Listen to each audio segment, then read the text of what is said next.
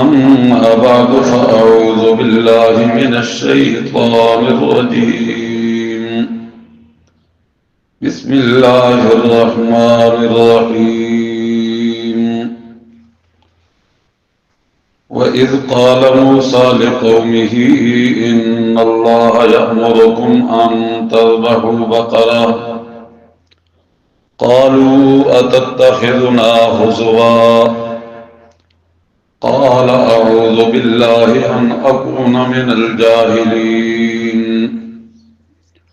قالوا ادع لنا ربك يبين لنا ما هي قال إنه يقول إنها بقرة لا فارغ ولا بكر عوان بين ذلك فافعلوا ما تؤمرون قالوا ادع لنا ربك يبين لنا ما لونها قال إنه يقول إنها بقرة صفراء فاقع لونها تسر الناظرين قالوا ادع لنا ربك يبين لنا ما هي إن البقرة شابه علينا وإنا إن شاء الله لمهتدون قال إنه يقول إنها بقرة لا فارغ ولا بكر قال إنه يقول إنها بقرة لا ذلول تثير الأرض ولا تسقي الحرث مسلمة لا شية فيها قالوا الآن جئت بالحق فذبحوها وما كادوا يفعلون صدق الله العظيم. اللهم صل على سيدنا ومولانا محمد وعلى آل سيدنا ومولانا محمد وبارك وسلم ثم صل عليه.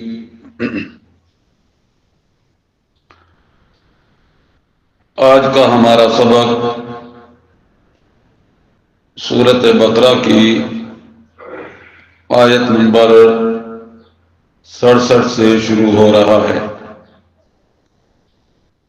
اپنے وقت میں جہاں تک پہنچ سکیں گے انشاءاللہ سبق پہنچے گا.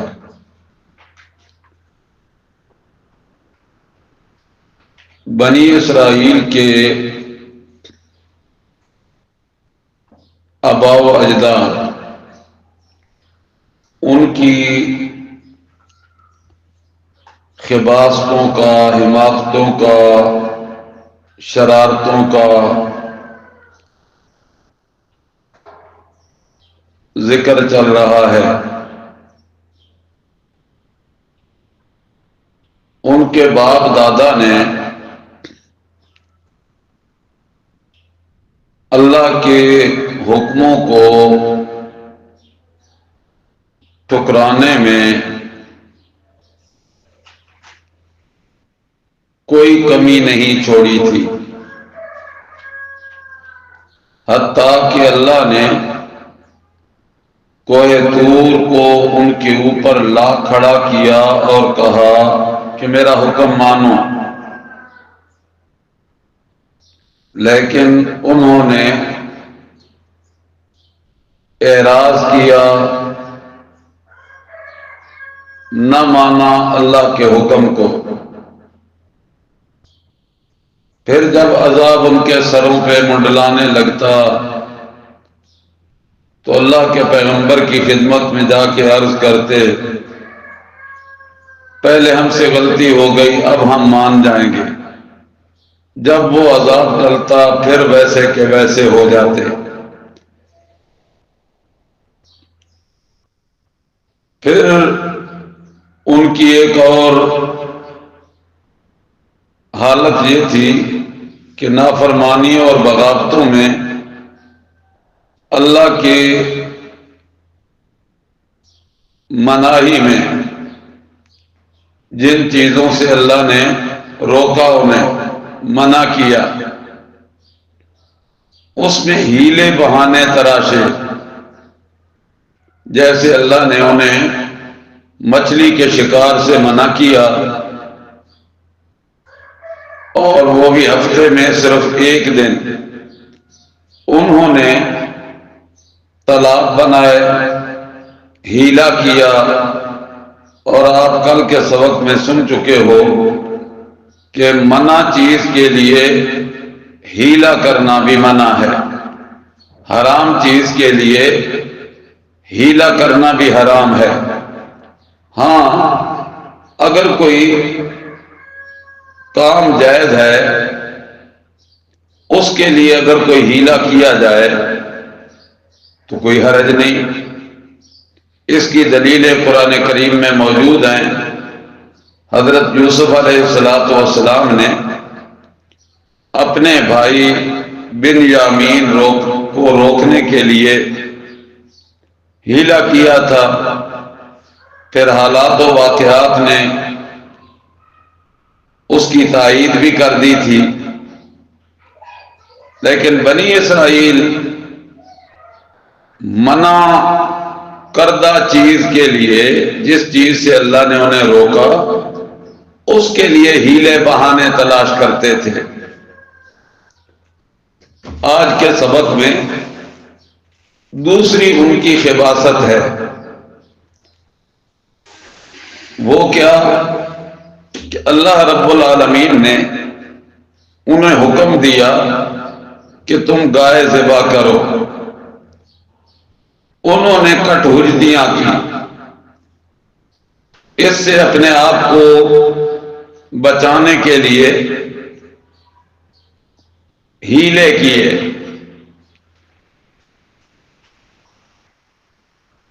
اور ایک اور ان کی خباثت یہ تھی کہ جب ان میں ایک قتل ہو گیا، قاتل کا پتہ نہیں چل رہا تھا۔ پانی کولر تازہ بھرا پہنے۔ انہوں نے اس قتل کو چھپانے کے لیے ایک دوسرے پہ الزام دھرنے شروع کر دیے۔ اللہ نے ان دونوں ان کی خباثتوں کو آشکارا کیا، واضح کیا۔ اب سمجھو ذرا، دوسری ان کی خباثت نمبر 2، وَإِذْ قَالَ مُوسَىٰ لِقَوْمِهِ، اور جب کہا موسیٰ علیہ السلام نے اپنی قوم سے، إِنَّ اللَّهَ يَأْمُرُكُمْ أَن تَذْبَحُوا بَقَرَةً، اللہ تمہیں حکم دیتا ہے ذبح کرو تم گائے۔ قالوا، انہوں نے کہا، أَتَتَّخِذُنَا هُزُوًا، کیا تو ہمارے ساتھ ٹھٹھا کرتا ہے، مذاق کرتا ہے؟ قال اعوذ باللہ ان اکون من الجاہلین، کہا حضرت موسیٰ علیہ السلام نے، میں اللہ کی پناہ میں آتا ہوں اس بات سے کہ میں ہو جاؤں جاہلوں سے۔ ٹھٹھا مذاق کرنا یہ جاہل لوگوں کا کام ہوتا ہے۔ سمجھدار لوگ مذاق نہیں اڑایا کرتے۔ ایک ہوتا ہے مزاح، ایک ہوتا ہے مذاق۔ مذاق قاف کے ساتھ، دوسرا ہے مزاح ہا کے ساتھ، جیم ہا خا۔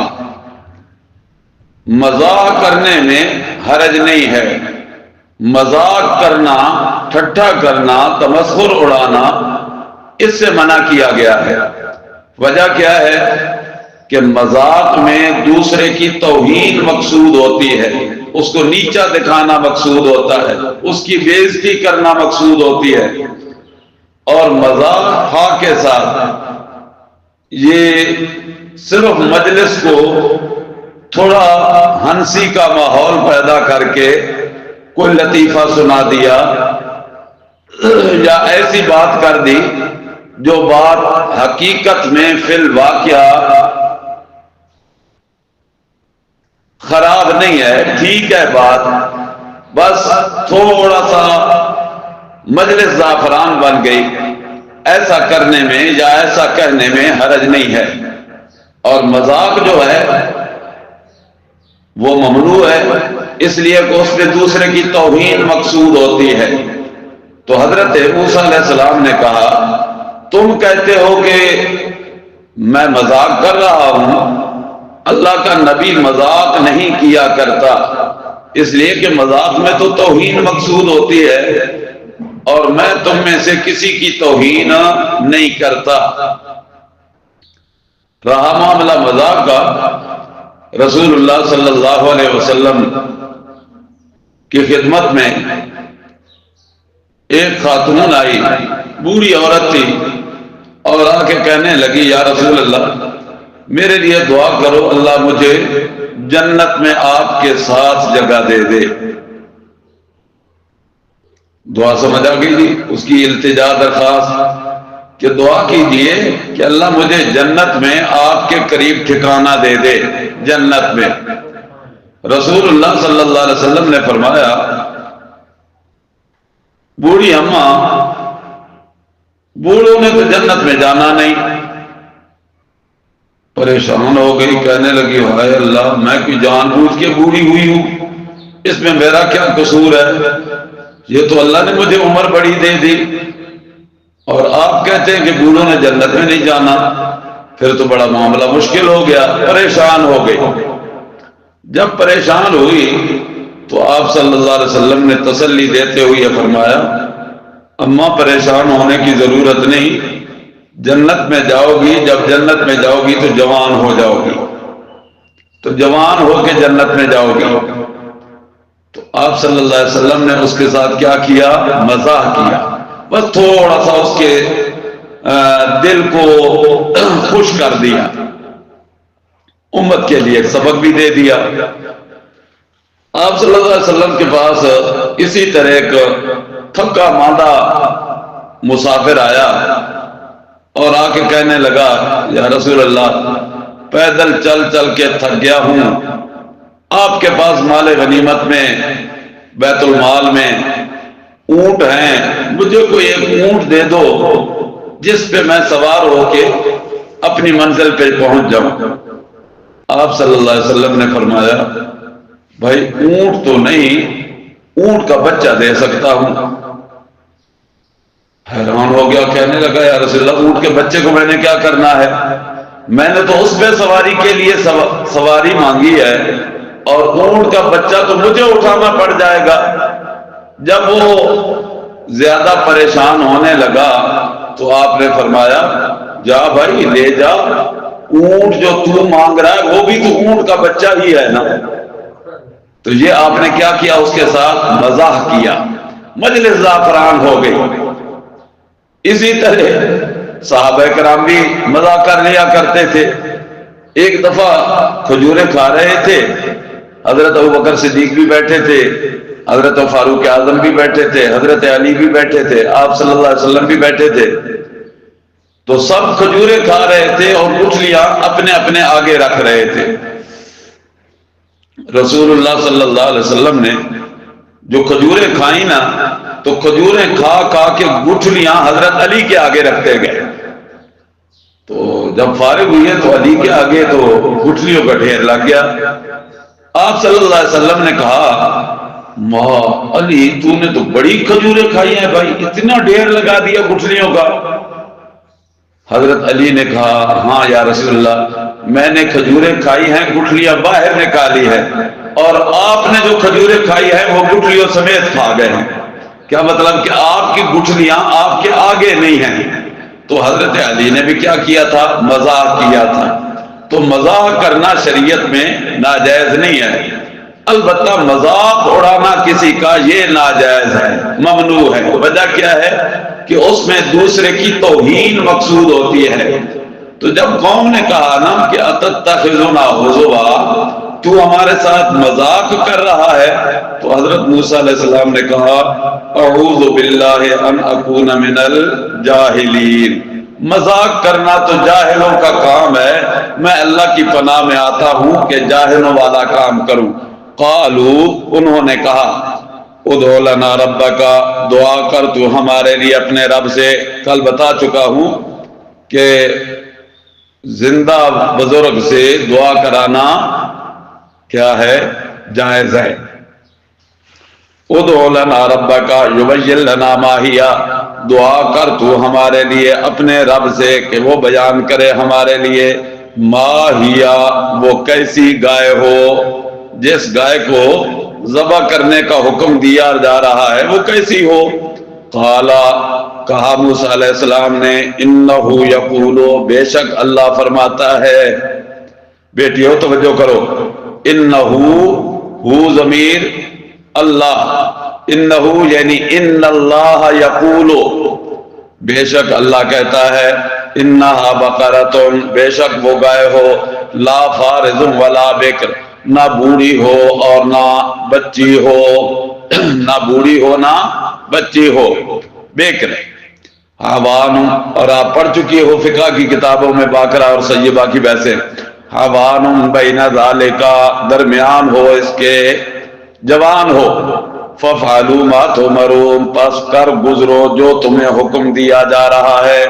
قالوا، انہوں نے کہا ادعو لنا ربک، دعا کر تو ہمارے لیے اپنے رب سے یبین لنا ما لونہا، وہ بیان کرے ہمارے لیے کیا ہو رنگ اس کا. ما لونہا، کیا ہو رنگ اس کا.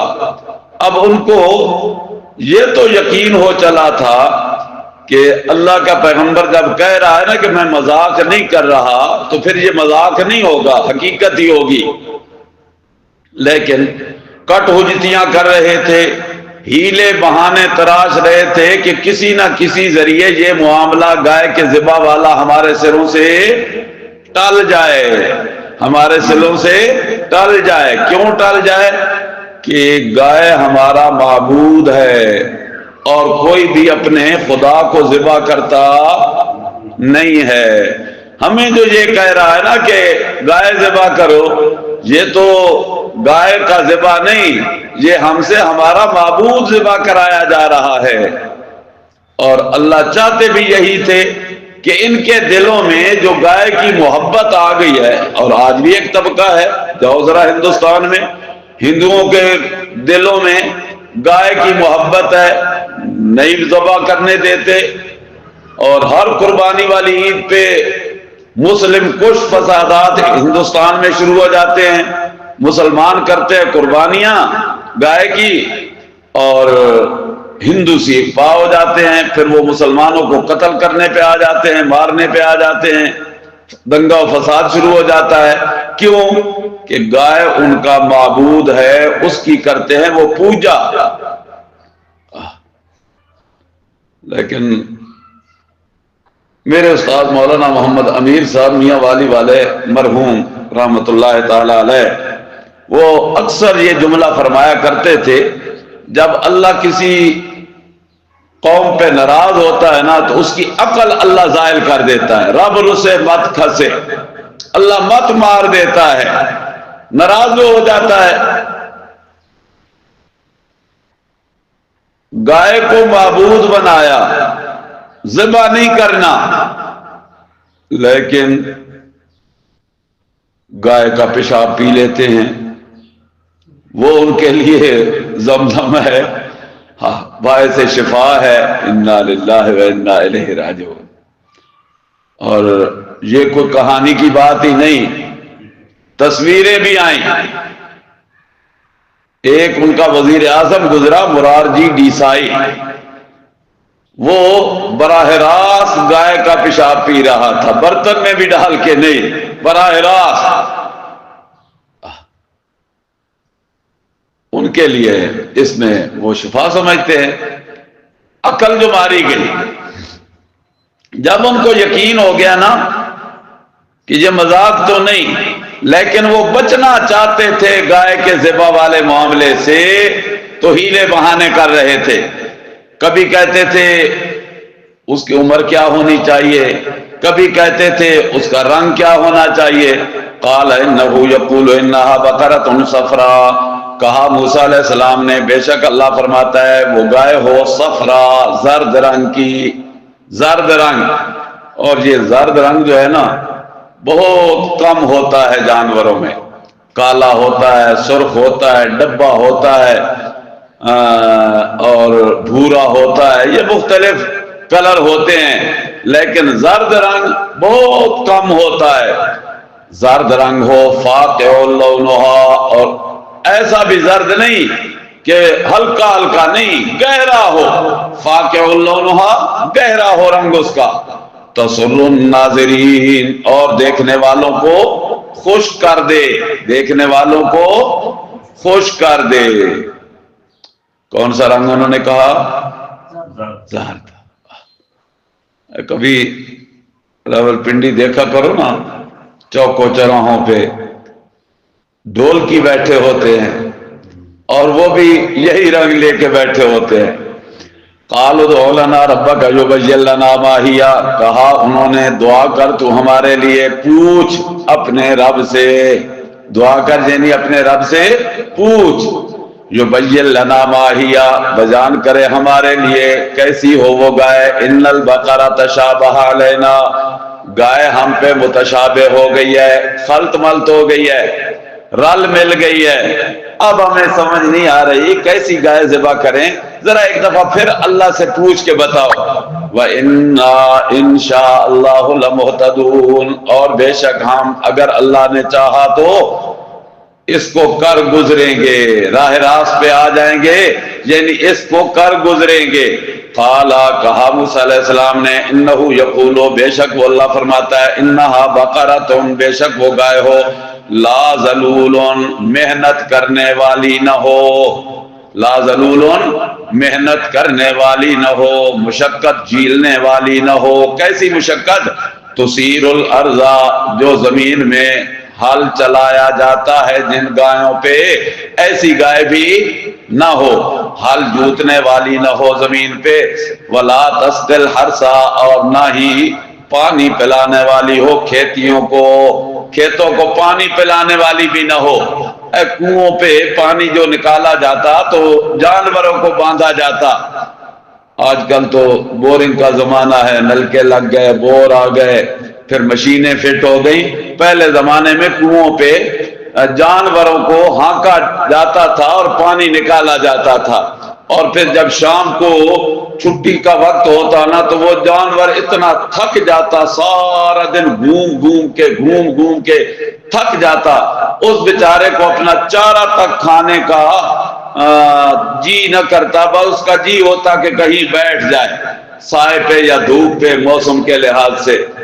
ہم نے اپنی آنکھوں سے دیکھا ہے ایسے جانوروں کو. اور اسی طرح جب کسان ہل چھوڑتا تو جانور تھک جاتے بیچارے، کمزور ہو جاتے. ایسی گائے بھی نہ ہو، محنت جس سے پہ ہوئی ہو، مشقت جس نے جھیلی ہوئی ہو. مسلمتن، بے عیب ہو، صحیح سالم ہو.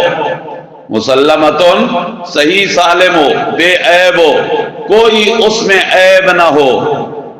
لا شیۃ فیہا، کوئی داغ دھبا بھی نہ ہو، کوئی داغ دھبا بھی نہ ہو.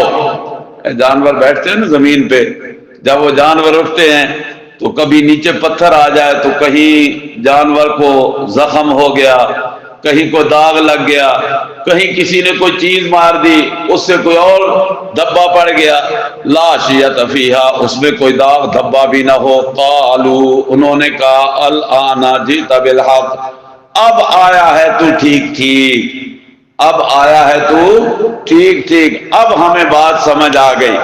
چنانچہ فذبحوها، انہوں نے ذبح کیا. وما کادوا یفعلون، اور وہ ذبح کرنا چاہتے نہیں تھے، ذبح کرنا چاہتے نہیں تھے، لیکن اب مجبوراً ان کو ذبح کرنا پڑ گیا. اور یہ ٹال مٹول کرتے کرتے مفسرین کہتے ہیں 40 سال گزر گئے. لو، ایک گائے کے ذبح کرنے میں 40 سال گزر گئے ان کے، ٹال مٹول کرتے، کبھی کوئی مطالبہ، کبھی کوئی مطالبہ، کبھی کوئی حجت، کبھی کوئی حجت، تاکہ نہیں ٹھیک ہے. اچھا،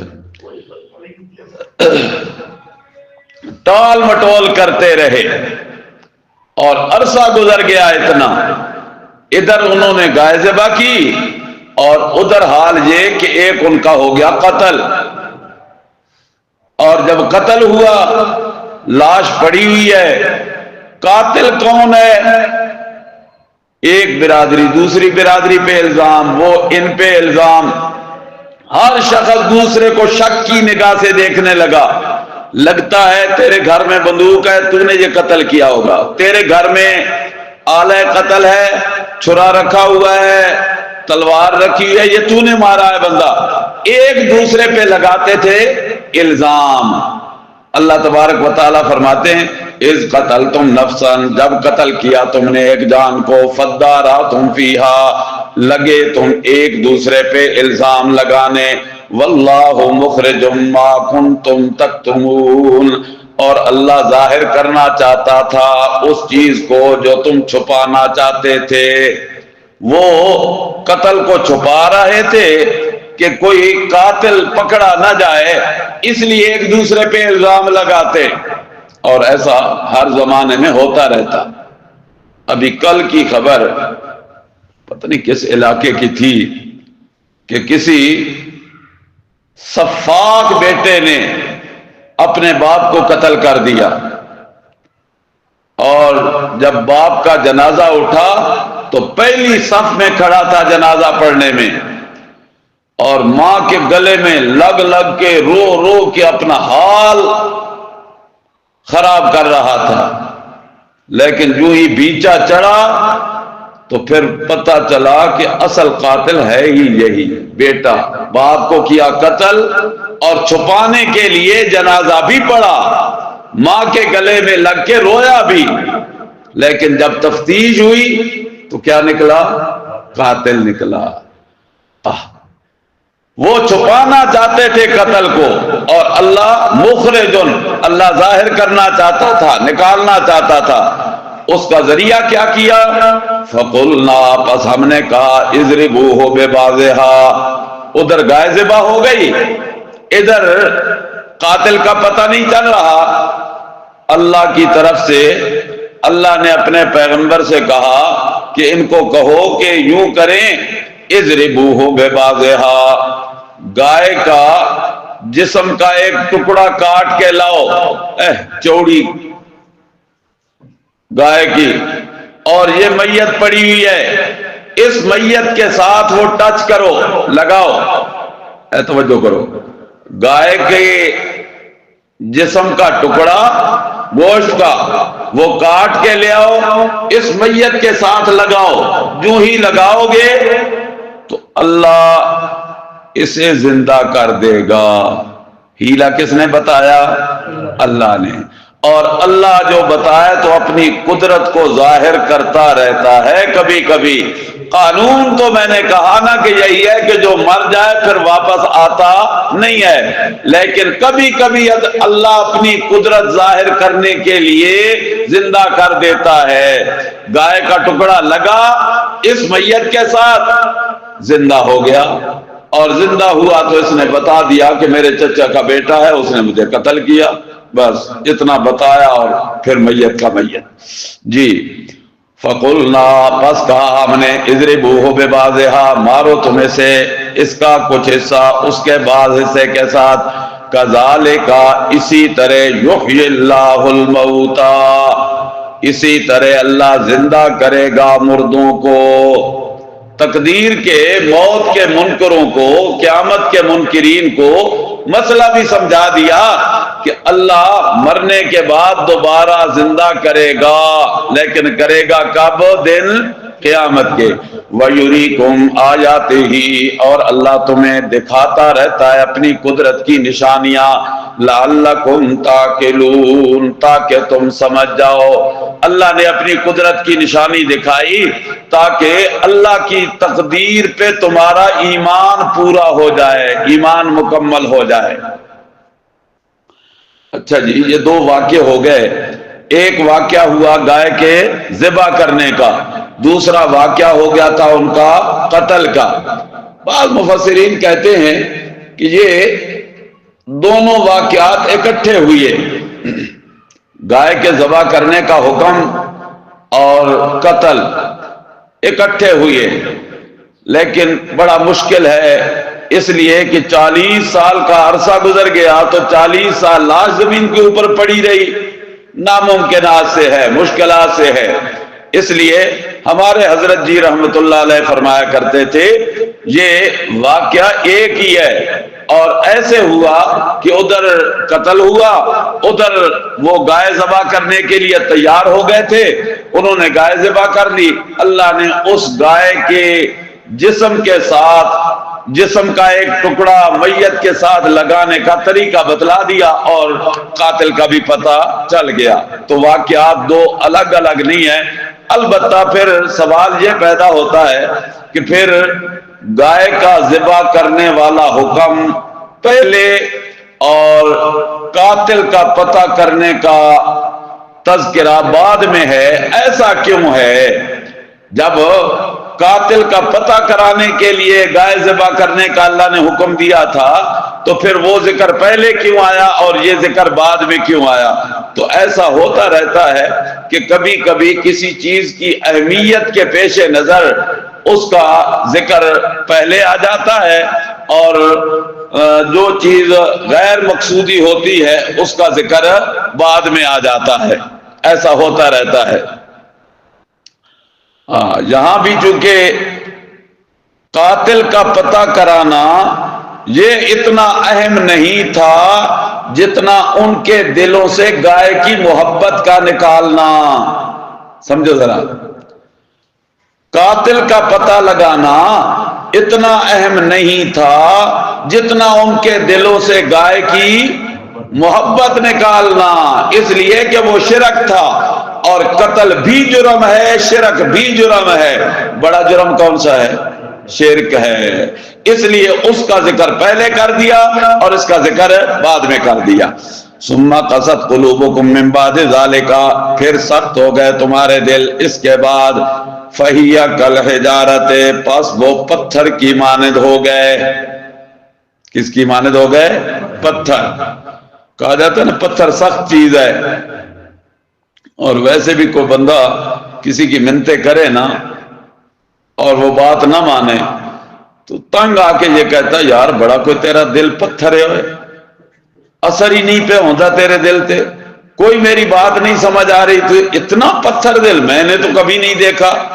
اللہ فرماتے ہیں قست قلوبکم من بعد ذالک، تمہارے دل اس کے بعد سخت ہو گئے، یعنی قاتل کا پتہ بھی چل گیا، گائے کی محبت جو اللہ نکالنا چاہتے تھے تمہارے ہاتھوں ذبح بھی ہو گئی، لیکن کچھ عرصے کے بعد پھر دل سخت ہو گئے، یعنی اسی طرح شرک پہ پھر اکٹھے ہونے لگ گئے۔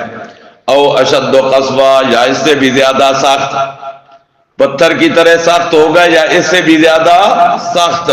کیا مطلب؟ پتھر اتنا سخت نہیں ہوتا جتنا تمہارے دل سخت ہو گئے، پتھر اتنا سخت نہیں ہوتا جتنا تمہارے دل سخت ہو گئے۔ پتھر تو نرم ہے، کیسے؟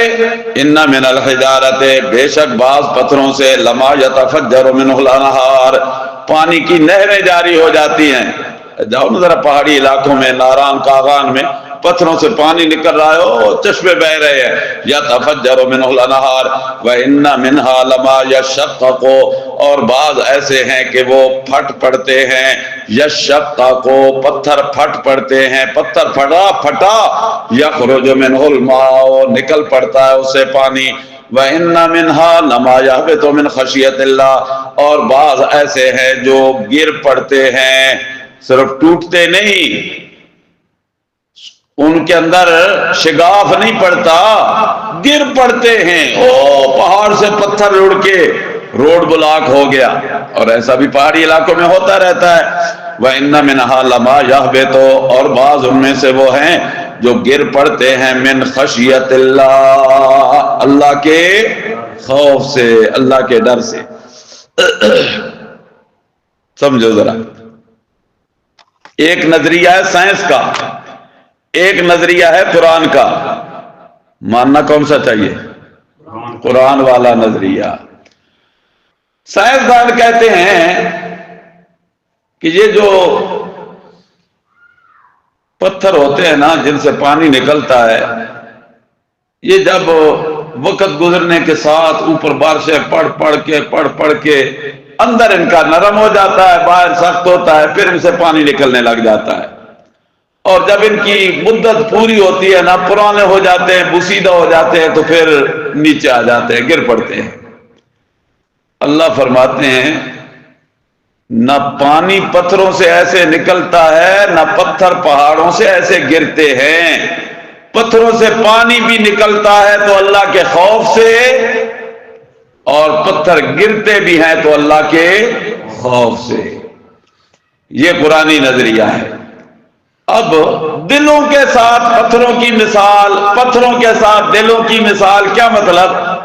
اللہ چاہتے یہ ہے کہ میرے بندے پتھر سے زیادہ سخت دل نہ بن، تیرا دل نرم ہونا چاہیے، اور ایسے نرم ہونا چاہیے کہ کبھی کبھی میرے خوف سے تیری آنکھوں سے آنسو بھی نکلنے چاہیے، اور کبھی کبھی تیرا دل اتنا ملائم ہو جائے کہ آنکھوں سے آنسو گریں اور تو رب کے سامنے جھکنے لگ جائے، رب سے مانگنے لگ جائے، اور کبھی کبھی تیرے دل کی یہ کیفیت ہو جائے کہ اتنا لمبا سجدہ کہ دیکھنے والے یوں محسوس کریں کہ اس نے سر سجدے سے ہٹانا ہی نہیں، اتنا رب کا خوف تیرے دل میں ہونا چاہیے۔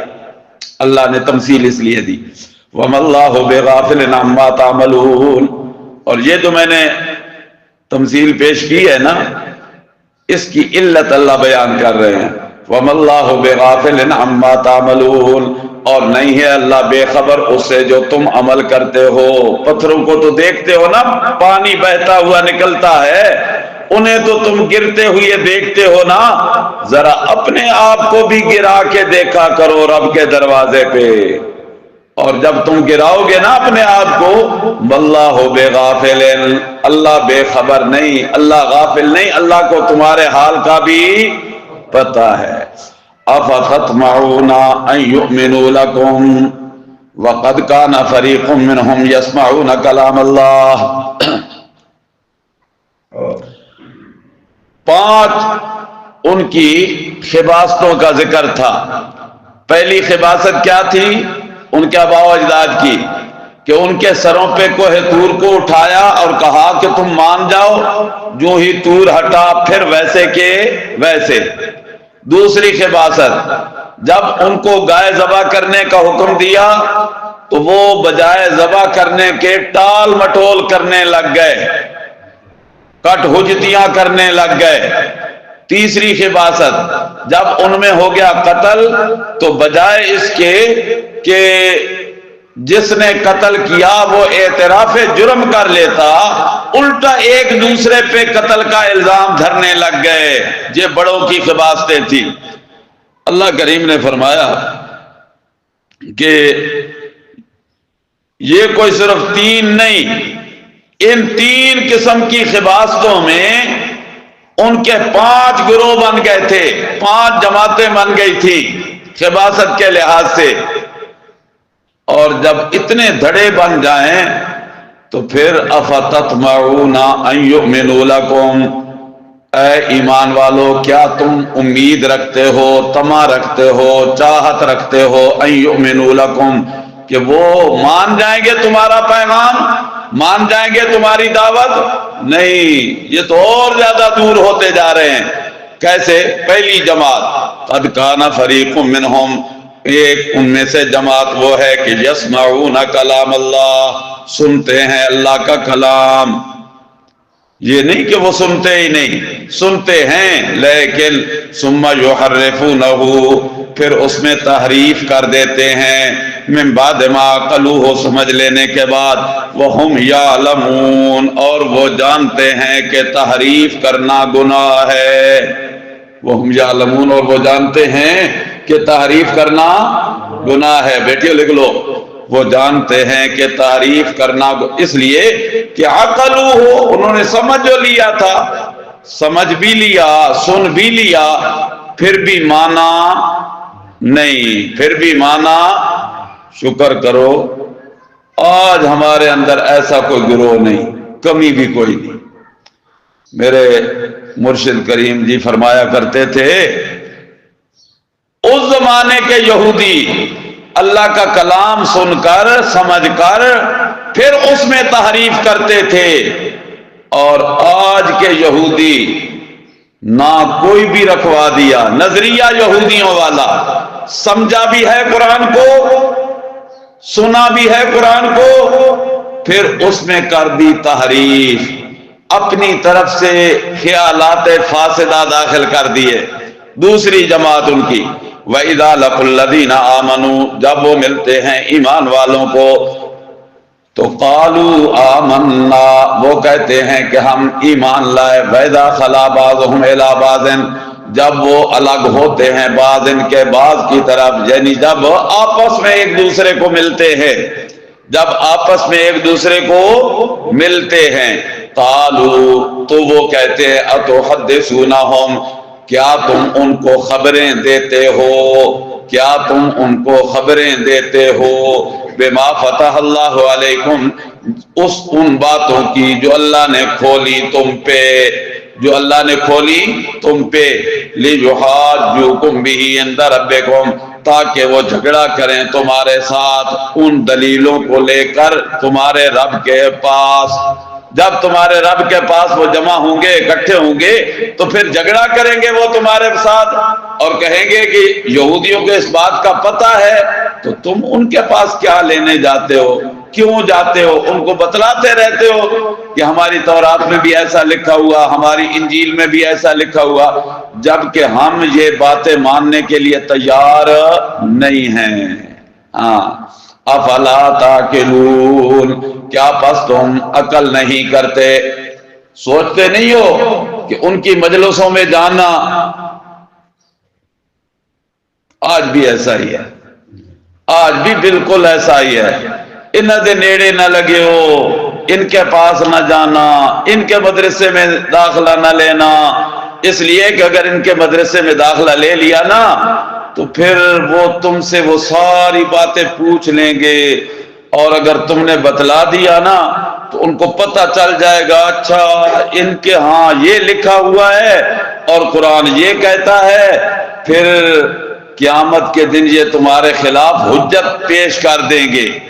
अवला यालमूना, क्या वो नहीं जानते, अन्नल्लाह यालमु मा युसिर्रूना, बेशक अल्लाह खूब जानता है जो वो पोशीदा करते हैं, वमा युअलिनून, और जो वो जाहिर करते हैं। तीसरी जमात, वमिनहुम उम्मियून, ये वो तीसरा गिरोह है यहूदियों का जो अनपढ़ हैं, उम्मी, अनपढ़, जाहिल तबका,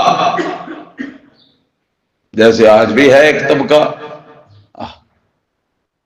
इसका यह मतलब नहीं कि ये को पढ़े हुए नहीं होते, नहीं, बड़ी बड़ी डिग्रियां रखते हैं, एफ ए इनके पास, बी ए इनके पास, BSc इनके पास, MA MS, पता नहीं क्या क्या डिग्रियां इनके पास, लेकिन कुरान की बात आए, ओ छोड़ो जी, हर मसीत अलहदा, रंग अलहदा, हर मौलवी का ढंग अलहदा। अब किसको छोड़े, किसको, किसके पास जाएं? छोड़ो, किसी के पास भी नहीं जाते। फिर अल्लाह ने जो पूछा तो वो जी हम कह देंगे अल्लाह को क़यामत के दिन कि हमारा इसमें क्या कसूर, हम किसकी माने, किसको छोड़ते, इसलिए हम गए ही नहीं किसी के पास। अच्छा, फिर कुरान को नहीं, ना जी ना, तौबा तौबा, कुरान को तो मानते हैं, किसी की रूह ना निकल रही हो तो कुरान की तिलावत भी कर लेते हैं, कुरान को तो मानते हैं। तीजा, सातवां, 10वां, 40वां, सालाना, उरस, कवाली, क्या क्या, सारे मौकों पे हम एक दफा तिलावत करते हैं। इसके अलावा बाकी मौलवी जाने, न दे काम जाने। वमिनहुम उम्मियूना, और उनमें से एक जमात है अनपढ़ लोगों की, जाहिल लोगों की। ला यालमुनल किताबा इल्ला अमानिया, नहीं जानते वो किताब को मगर सिर्फ झूठी आरजुएं, ख्वाहिशें। आरजुएं क्या है? बस ये कर लो, बख्शे बख्शाए हो जाओगे, مانی ایک نہیں، سمجھی ایک نہیں، بس اس امید پہ کہ ہم اس کے ساتھ بس آنکھوں سے لگا لیتے ہیں، ریشمی غلاف چڑھا لیتے ہیں، اور رمضان شریف آئے تو 5-10 نئے نسخے لے کے مسجد میں رکھ دیتے ہیں، بس ہمارے لیے یہی کامیابی کی راہ ہے۔ وَإِنْهُمْ إِلَّا يَظُنُّونَ، اور نہیں ہے وہ مگر گمان ہی کرتے، خیالات ہی پالتے۔ فَوَيْلٌ لِّلَّذِينَ يَكْتُبُونَ الْكِتَابَ، چوتھی جماعت ان کی، جماعت نمبر 4، فَوَيْلٌ لِّلَّذِينَ، یہ کیا کرتے تھے؟ یہ کتابیں لکھتے تھے، تورات لکھتے، زبور کے نسخے لکھتے، اور پھر کیا کرتے؟ لکھتے لکھتے لکھتے جو اپنے عقیدے کے خلاف بات ہوتی نا اس کو چھوڑ دیتے، آگے لکھ لیتے، یا اپنی مرضی کی بات اس میں لکھ لیتے، اور جو پسند نہ ہوتی اس کو نہ لکھتے، چھوڑ دیتے۔ ہندوستان میں ایک بڑا لکھاری تھا، اچھا کاتب تھا، خوش خط، کسی کے پاس گھر میں قرآن، اس زمانے میں اتنا تو ہوتا نہیں تھا پریس وغیرہ کے، قرآن کریم کے نسخے اتنے زیادہ ہوتے، محلے میں بستی میں کوئی ایک آدھ نسخہ کسی کے پاس ہوتا تو جس کو شوق ہوتا وہاں جا کے زیارت کرتا، یا وہاں جا کے پڑھ لیتا، یا پھر جاتا اور وہاں جا کے کچھ لکھ لیتا اور لکھ کے گھر آ کے یاد کرتا۔ لکھاری تھا، اچھے نسخے لکھتا، لوگ اس کو پاس جاتے اور جا کے کہتے ہمیں بھی ایک قرآن لکھ کے دے دو، ہمیں بھی لکھ کے دے دو۔ آج بھی پرانے عجائب گھروں میں کچھ قلمی نسخے موجود ہیں جو ہاتھ کے لکھے ہوتے تھے، آج کل تو مشینی دور ہے۔ کتابت بڑی اچھی تھی اس کی۔ کسی نے، بوڑھے آدمی نے جا کے اسے کہا کہ یہ جی مجھے ایک نسخہ قرآن پاک کا لکھ دو، میں بھی گھر میں پڑھنے کے لیے، آپ کی لکھائی بڑی اچھی ہے اور واضح حروف ہونے چاہیے کہ جن کو میں آسانی سے پڑھ سکوں۔ لیکن اس کاتب کی ایک عادت تھی کہ کبھی کبھی وہ اپنی طرف سے کچھ باتیں لکھ دیتا اور کچھ باتیں جو اس کے پسند میں نہ آتی یا سمجھ میں نہ آتی نا وہ نکال دیتا تھا۔ تو اس بوڑھے آدمی نے کہا بھائی لکھ دو گے؟ اس نے کہا ہاں جی بالکل لکھ دوں گا۔ کتنا عرصہ لگے گا؟ 2-4 مہینے، جو بھی اس نے بتایا، اس کے بعد آ کے لے لینا۔ وہ اٹھ کے جانے لگا تو اس کو بات یاد آ گئی کہ یہ لکھتا ہے مگر کچھ باتیں اپنی طرف سے بھی لکھ لیتا ہے، کچھ باتیں اندر سے نکال بھی دیتا ہے۔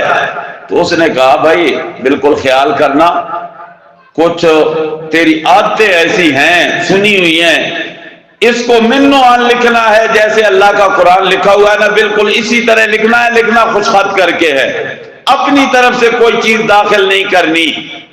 اس نے کہا توبہ توبہ جی، اللہ کا کلام اور میں اللہ کے کلام میں کوئی چیز اپنی داخل کروں؟ ایسا نہیں کر سکتا۔ ٹھیک ہے جاؤ۔ تو وہ چلا گیا، جتنا عرصہ اس نے بتایا اتنے عرصے کے بعد آیا نسخہ لینے کے لیے، تو اس نے دیکھا ماشاءاللہ بڑا خوبصورت، کاغذ بھی اچھا لگایا، لکھائی بھی بڑی صاف ستھری اور واضح ہے۔ اس نے اس کا شکریہ ادا کیا اور پوچھا کہ بھائی تو نے اپنی طرف سے تو کوئی چیز نہیں لکھی؟ اس نے کہا نہیں، میں نے کوئی چیز بھی نہیں لکھی۔ اچھا، جب وہ نسخہ بند کر کے اٹھنے لگا تو وہ کہنے لگا میں نے اور کوئی اس میں اپنی طرف سے چیز نہیں لکھی، لیکن میں جب لکھ رہا تھا نا تو اس میں کہیں لکھا ہوا تھا فرعون، کہیں لکھا ہوا تھا حامان، کہیں لکھا ہوا تھا قارون۔ توبہ توبہ، میرا تو سر چکرا گیا، اللہ کا قرآن اور فرعون کا نام، قارون کا نام، حامان کا نام، توبہ توبہ توبہ توبہ توبہ، میں تو بس چکرا ہی گیا جی۔ وہ تو خدا کے دشمن اور خدا کے دشمنوں کے نام قرآن میں، اب قرآن میں فرعون، حامان، قارون کے نام ہیں کہ نہیں ہیں؟ میں نے یہ کیا کہ جدھر فرعون کا نام لکھا ہوا تھا نا وہ فرعون کا نام کاٹ کے تیرے ابے کا نام لکھ دیا، جہاں قارون لکھا ہوا تھا وہاں تیرے دادے کا نام لکھ دیا، جہاں حامان کا نام لکھا ہوا تھا وہاں تیرے نانے کا نام لکھ دیا، میں نے اور کوئی تبدیلی نہیں کی۔ نے کہا بیڑا غرق کر دیا، میرے دادے پر دادے تو ستیہ ناش کر دیا، تو نے تبدیلی کچھ نہیں کی، صرف اتنی تبدیلی کی ہے، حلیہ بدل دیا۔ وہ بھی کیا کرتے؟ لکھتے تورات، لکھتے انجیل، لیکن اپنی مرضی کی باتیں لکھ دیتے اور جو باتیں پسند نہ ہوتی ان کو نکال دیتے۔ اب آؤ اس آیت کو سمجھو۔ فَوَيْلٌ پس ہلاکت ہے، لِلَّذِينَ ان لوگوں کے لیے، یکتبون الکتاب بِأَیدِیہم جو لکھا کرتے تھے کتاب تورات، بِأَیدِیہم اپنے ہاتھوں سے، اپنے ہاتھوں سے لکھتے اور مرضی کی باتیں لکھ لیتے، ثم یقولون پھر وہ کہتے تھے ھذا من عند اللہ یہ کس کی طرف سے ہے؟ اللہ کی طرف سے، حالانکہ آیتیں لکھی ہوتی ان کی اپنی، لیشتروا بہ ثمنا قلیلا تاکہ وہ پسند کر لیں بدلے اس کے قیمت تھوڑی، دنیا کمانے کے لیے، لوگوں کو خوش کرنے کے لیے ان کی مرضی کی باتیں لکھ دی اور جو ان کے پسند کی نہ ہوتی نکال دی۔ فویل لہم مما کتبت ایدیہم اللہ فرماتے ہیں پس ہلاکت ہے ان کے لیے جو لکھا ان کے ہاتھوں نے، وویل لہم مما یکسبون اور ہلاکت ہے ان کے لیے اس مال میں جو وہ کمایا کرتے تھے، کمائی بھی حرام کی، لکھائی بھی جائز نہیں۔ وقالوا لن تمسنا النار الا ایاما معدودہ جماعت نمبر 5، گروہ نمبر 5 صاحبزادوں کا گروہ، پڑھے لکھے کچھ نہیں، پگڑی باندھ لی، ابا پیر تو بیٹا بھی پیر، وراثت جو چلی آ رہی ہے۔ انہوں نے یہ سمجھا کہ باپ چودھری ہو تو بیٹا چودھری ہوتا ہے، تو باپ پیر تھا تو بیٹا بھی پیر۔ انا للہ و انا الیہ راجعون۔ یہ جو وراثت ہے وہ وراثت دنیاوی مال و متاع والی ہے کہ باپ کا 10 کلے زمین تو بیٹا اکلوتا ہے تو پھر وہ سارے کا سارا مالک بن گیا، بغیر کسی محنت کے اس کے ہاتھ آ گئی۔ انہوں نے سمجھا دین بھی شاید ایسے ہی ہے، تو جو ان کے صاحبزادے ہوتے نا یا چہیتے شاگرد، ان کا نظریہ بھی یہی کہ جہنم ہو تو منکروں کے لیے ہو، ہمارے لیے کیوں؟ پھر انہیں جب کہا جاتا نا کہ جو تمہارے بڑے تھے انہوں نے تو بچڑے کی پوجا کی تھی، شرک کیا تھا، اور جو شرک کرنے والا ہوتا ہے اس پہ تو جنت حرام جہنم واجب۔ تو آگے سے کہتے کہ وہ جو چند دن انہوں نے بچڑے کی پوجا کی تھی نا، اگر سزا ہمیں ملی بھی نا تو صرف اتنے دن ملے گی، اس سے زیادہ نہیں ملے گی۔ لن تمسنا النار الا ایاما معدودہ انہوں نے کہا کہ ہرگز نہیں چھوئے گی ہمیں آگ مگر دن گنتی کے، ایاما معدودہ دن گنتی کے۔ وہ جو 40 دن موسیٰ علیہ السلام گئے تھے کوہ طور پہ اور سامری نے بچڑے کی پوجا پاٹ کروائی تھی، بس اتنے دن سزا ملے گی، اس کے بعد پھر ہم جنت میں۔ اللہ نے فرمایا قل میرے پیغمبر نے کہہ دیجئے اتخذتم عند اللہ عہدا کیا تم نے اللہ سے کوئی لے رکھا ہے وعدہ کہ لن یخلف اللہ وعدہ اللہ ہرگز نہیں خلاف کرے گا اپنے وعدے کے؟ کوئی اللہ سے تم نے وعدہ لے رکھا ہے؟ تو جواب نفی میں ہوگا کہ اللہ نے ایسا کسی سے کوئی وعدہ کیا نہیں۔ ام تقولون علی اللہ ما لا تعلمون یا تم کہتے ہو اللہ پہ وہ بات جو خود جانتے نہیں، وہ بات کہتے ہو جو خود جانتے نہیں، تمہیں پتہ ہی نہیں اور اللہ کی طرف نسبتیں کرتے ہو۔ بلا من کسب سیئۃ 5 گروہوں کا ذکر کرنے کے بعد اب تخویفات ہیں، ڈراوے۔ بھلا جی ہاں من کسب سیئۃ جس نے بھی کمایا برا، کیا برا کام، گناہ کا کام کیا اور ایسے کیا کہ احاطت بہ خطیئتہ گھیر لیا اسے اس کے گناہوں نے، ساری زندگی کفر، شرک، بدعات، رسومات، منمانیاں، اپنی چاہتیں، ساری زندگی جس نے بھی کی، فَأُولَئِكَ أَصْحَابُ النَّارِ پس یہی لوگ ہیں جہنم والے، ہم فیہا خالدون وہ اس میں رہیں گے ہمیشہ ہمیشہ، اللہ محفوظ رکھے جی۔ قرآن کریم کا انداز ہے کہ جب بغاوت کرنے والوں کے لیے ڈراوے دیتا ہے تو پھر ماننے والوں کو خوشخبریاں بھی دیتا ہے، سبحان اللہ۔ یہ انداز ہے قرآن کریم کا کہ جب نافرمانوں کی سزا کا ذکر کرتا ہے تو فرما برداروں کی جزا کا بھی ذکر کرتا ہے۔ کیوں؟ تاکہ دونوں راستے تمہارے سامنے آ جائیں، فرما برداروں کا بھی اور نافرمانوں کا۔ اب تمہاری مرضی کہ فرما بردار بنتے ہو یا نافرمان۔ نافرمان بنو گے تو ملے گی سزا، اور فرما بردار بنو گے تو ہوگی جزا۔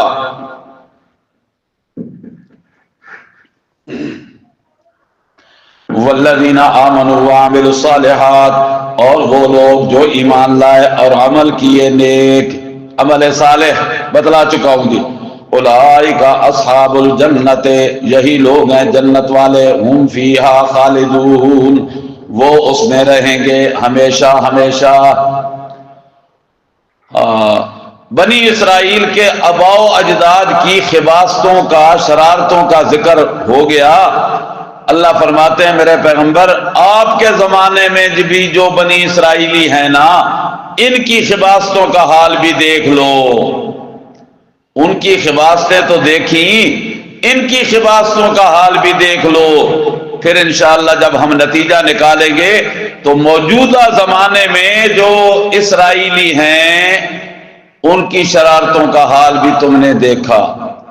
او فلسطین میں کیا کچھ ظلم بپا کیا انہوں نے۔ وَإِذْ أَخَذْنَا مِيثَاقَ بَنِي اسرائیل، پہلی خباثت کے لیے تمہید، جب ہم نے پختہ وعدہ لیا بنی اسرائیل سے، لا تعبدون الا اللہ، اللہ کے سوا کسی کی عبادت نہ کرنا، وبالوالدین احسانا، اور والدین کے ساتھ اچھا برتاؤ کرنا، حسن سلوک کرنا، وذل قربا، اور قرابت داروں کے ساتھ، والیتاما، یتیموں کے ساتھ، والمساکین، اور مسکینوں کے ساتھ۔ یتیم اور مسکین وہ ہوتا ہے جس کے پاس کچھ نہیں ہوتا، محتاج، ضرورت مند، سمجھ آ گئی جی، ضرورت مند، محتاج۔ لیکن یتیموں کو تو وراثت میں بھی کبھی کبھی حصہ مل جاتا ہے، اگر اس کے باپ نے یا اس کی ماں نے کوئی مال چھوڑا ہو تو یتیم کو تو وراثت میں مال مل ہی جاتا ہے، اور مسکین تو وہ ہوتا ہے جس کو کبھی کسی سے مال ملتا ہی نہیں ہے، محتاج ہے۔ محتاجی میں یہ زیادہ ہے۔ سوال پیدا ہوتا ہے کہ پھر یتیم کا ذکر پہلے کیوں آ گیا اور مسکین کا ذکر بعد میں کیوں آ گیا؟ تو وجہ یہ ہے کہ یتیم اس وقت تک یتیم ہوتا ہے جب تک وہ چھوٹی عمر میں ہو، جب بڑی عمر میں پہنچ جائے، بالغ ہو جائے، سن شعور کو پہنچ جائے تو پھر یتیمی کے حکم سے وہ نکل جاتا ہے۔ اس لیے کہ اگر یہ یتیمی والا حکم برقرار رہے نا تو پھر میرا خیال ہے تسی بھی یتیم، اسی بھی یتیم، آج سارے یتیم بیٹھے ہیں سوائے حمزے تھے، اسامہ تھے، باقی ایسے سارے یتیم ہی بیٹھے ہیں۔ پھر تو یتیمی ہی یتیمی نہیں، یتیم چونکہ معصومیت کی عمر میں ہوتا ہے، کمزور بھی ہوتا ہے، محتاج بھی ہوتا ہے، اور مسکین محتاج ہوتا ہے، کمزور نہیں ہوتا۔ تو یتیم کا ذکر اس لیے پہلے کیا کہ محتاجی تو ہے ہی دونوں میں، اس میں کمزوری بھی ہوتی ہے۔ والیتاما والمساکین، اور احسان کرو یتیموں کے ساتھ بھی اور مسکینوں کے ساتھ بھی۔ وقولوا للناس حسنا، اب اس کا یہ مطلب نہیں کہ صرف ماں باپ کی مانو، قرابت داروں کے ساتھ اچھا برتاؤ کرو، یتیموں مسکینوں کے ساتھ اچھا برتاؤ کرو، اور گلی میں نکلو تو دوسروں کو پتھر مارو، نہ۔ وقولوا للناس حسنا، اور لوگوں سے بھی کہو بھلی بات، اچھا برتاؤ کرو، معاملات میں بھی اچھائی، عبادات میں بھی اچھائی، اخلاقیات میں بھی اچھائی، اعتقادات میں بھی اچھائی، وقولوا للناس حسنا، اور لوگوں سے کہو اچھی بات، یعنی لوگوں کو بھی توحید کی باتیں بتلایا کرو، شرک نہ سکھایا کرو. سمجھ آ گئی جی؟ قولوا للناس حسنا، اپنی اصلاح کے لیے. اقیموا الصلاۃ وآتوا الزکاۃ، صرف لوگوں کو نہیں کہتے رہنا، اپنے آپ کو بھی راہ راست پہ رکھنا ہے. اور اپنی اصلاح کے لیے دو کام انتہائی ضروری ہیں: اقیموا الصلاۃ، نماز قائم کرنا، وآتوا الزکاۃ، اور زکوٰۃ ادا کرتے رہنا. اللہ نے بنی اسرائیل کو یہ حکم دیا اللہ کے سوا کسی کی عبادت نہ کرنا، والدین کے ساتھ اچھا سلوک کرنا، قرابت داروں کے ساتھ، یتیموں مسکینوں کے ساتھ، لوگوں کو اچھی بات کہنا، نمازوں کی پابندی کرنا، زکوٰۃ دیتے رہنا. لیکن انہوں نے کیا کیا بنی اسرائیل نے؟ ثم تولیتم، پھر گئے تم. اللہ فرماتے ہیں میرے پیغمبر ان سے کہہ دو، بنی اسرائیلیوں سے کہہ دو کہ تمہیں تو اللہ نے کہا تھا کہ اللہ کے سوا عبادت کسی کی نہیں کرنی، تم نے حضرت عزیر کی پوجا پاٹ شروع کر دی، مجسمے بنا کے پوجا پاٹ شروع کر دی. ثم تولیتم، پھر گئے تم، الا قلیلا منکم، مگر تھوڑے سے تم میں سے، چند خوش قسمت، حضرت عبداللہ بن سلام جیسے، ابی بن کعب جیسے رضی اللہ تعالی عنہما. وَأَنْتُمْ مُعْرِضُونَ، اور ہو ہی تم اعراض کرنے والے، منہ پھیرنے والے.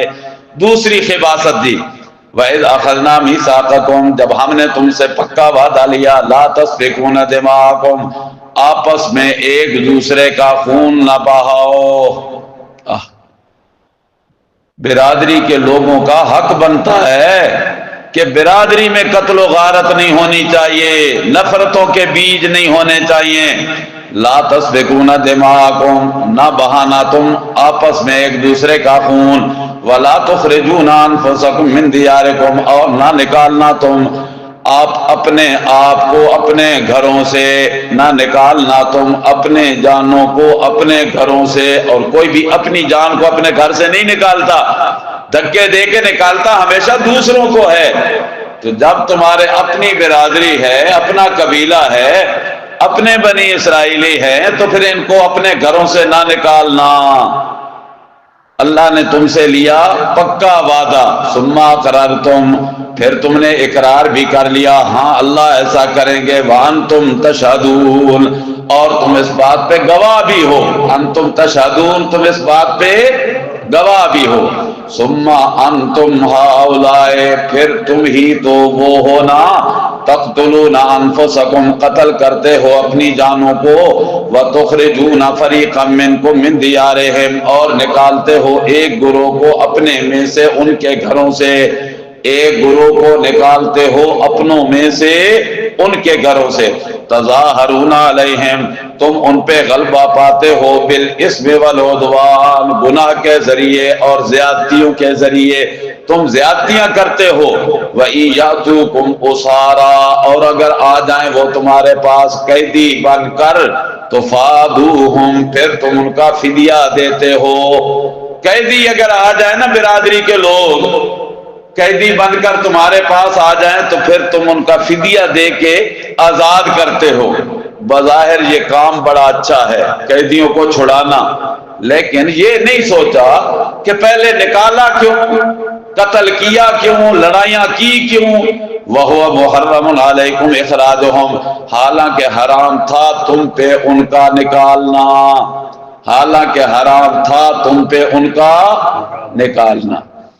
یہودیوں کے دو بڑے گروہ تھے اور کچھ چھوٹے قبیلے تھے.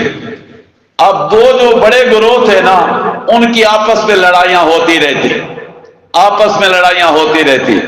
جو چھوٹے ان کے قبیلے تھے، اور آپ جانتے ہیں ہر زمانے میں چھوٹا آدمی جو ہوتا ہے نا، وہ اپنی عزت نفس کے لیے، اپنی آبرو کو بچانے کے لیے، اپنی عزت کو محفوظ رکھنے کے لیے کسی نہ کسی بڑے کی آغوش میں رہتا ہے، اس کا طرفدار ہوتا ہے. کیوں ہوتا ہے؟ تاکہ مجھ پہ کل کوئی مشکل وقت آیا تو اس بڑے کو آواز دوں گا، یہ مجھے کیا کر دے گا؟ بچا لے گا۔ ہر زمانے میں ایسا، اور آج بھی ایسا ہی ہے۔ اب ان بڑوں کے آپس میں لگے ہوئے ہیں سینگ، وہ آپس میں کرتے ہیں لڑائیاں جھگڑے۔ یہ جو چھوٹے ہیں کچھ اس بڑے کے ساتھ، کچھ اس بڑے کے ساتھ۔ اب ان چھوٹوں کی آپس میں ہے رشتہ داریاں، برادری ایک ہے، لیکن اسی برادری کا یہ دھڑا اس بڑے کے ساتھ، اسی برادری کا یہ دھڑا اس بڑے کے ساتھ۔ ایسا ہوتا ہے نہیں ہوتا؟ ہوتا ہے، آج بھی ایسا ہی ہے۔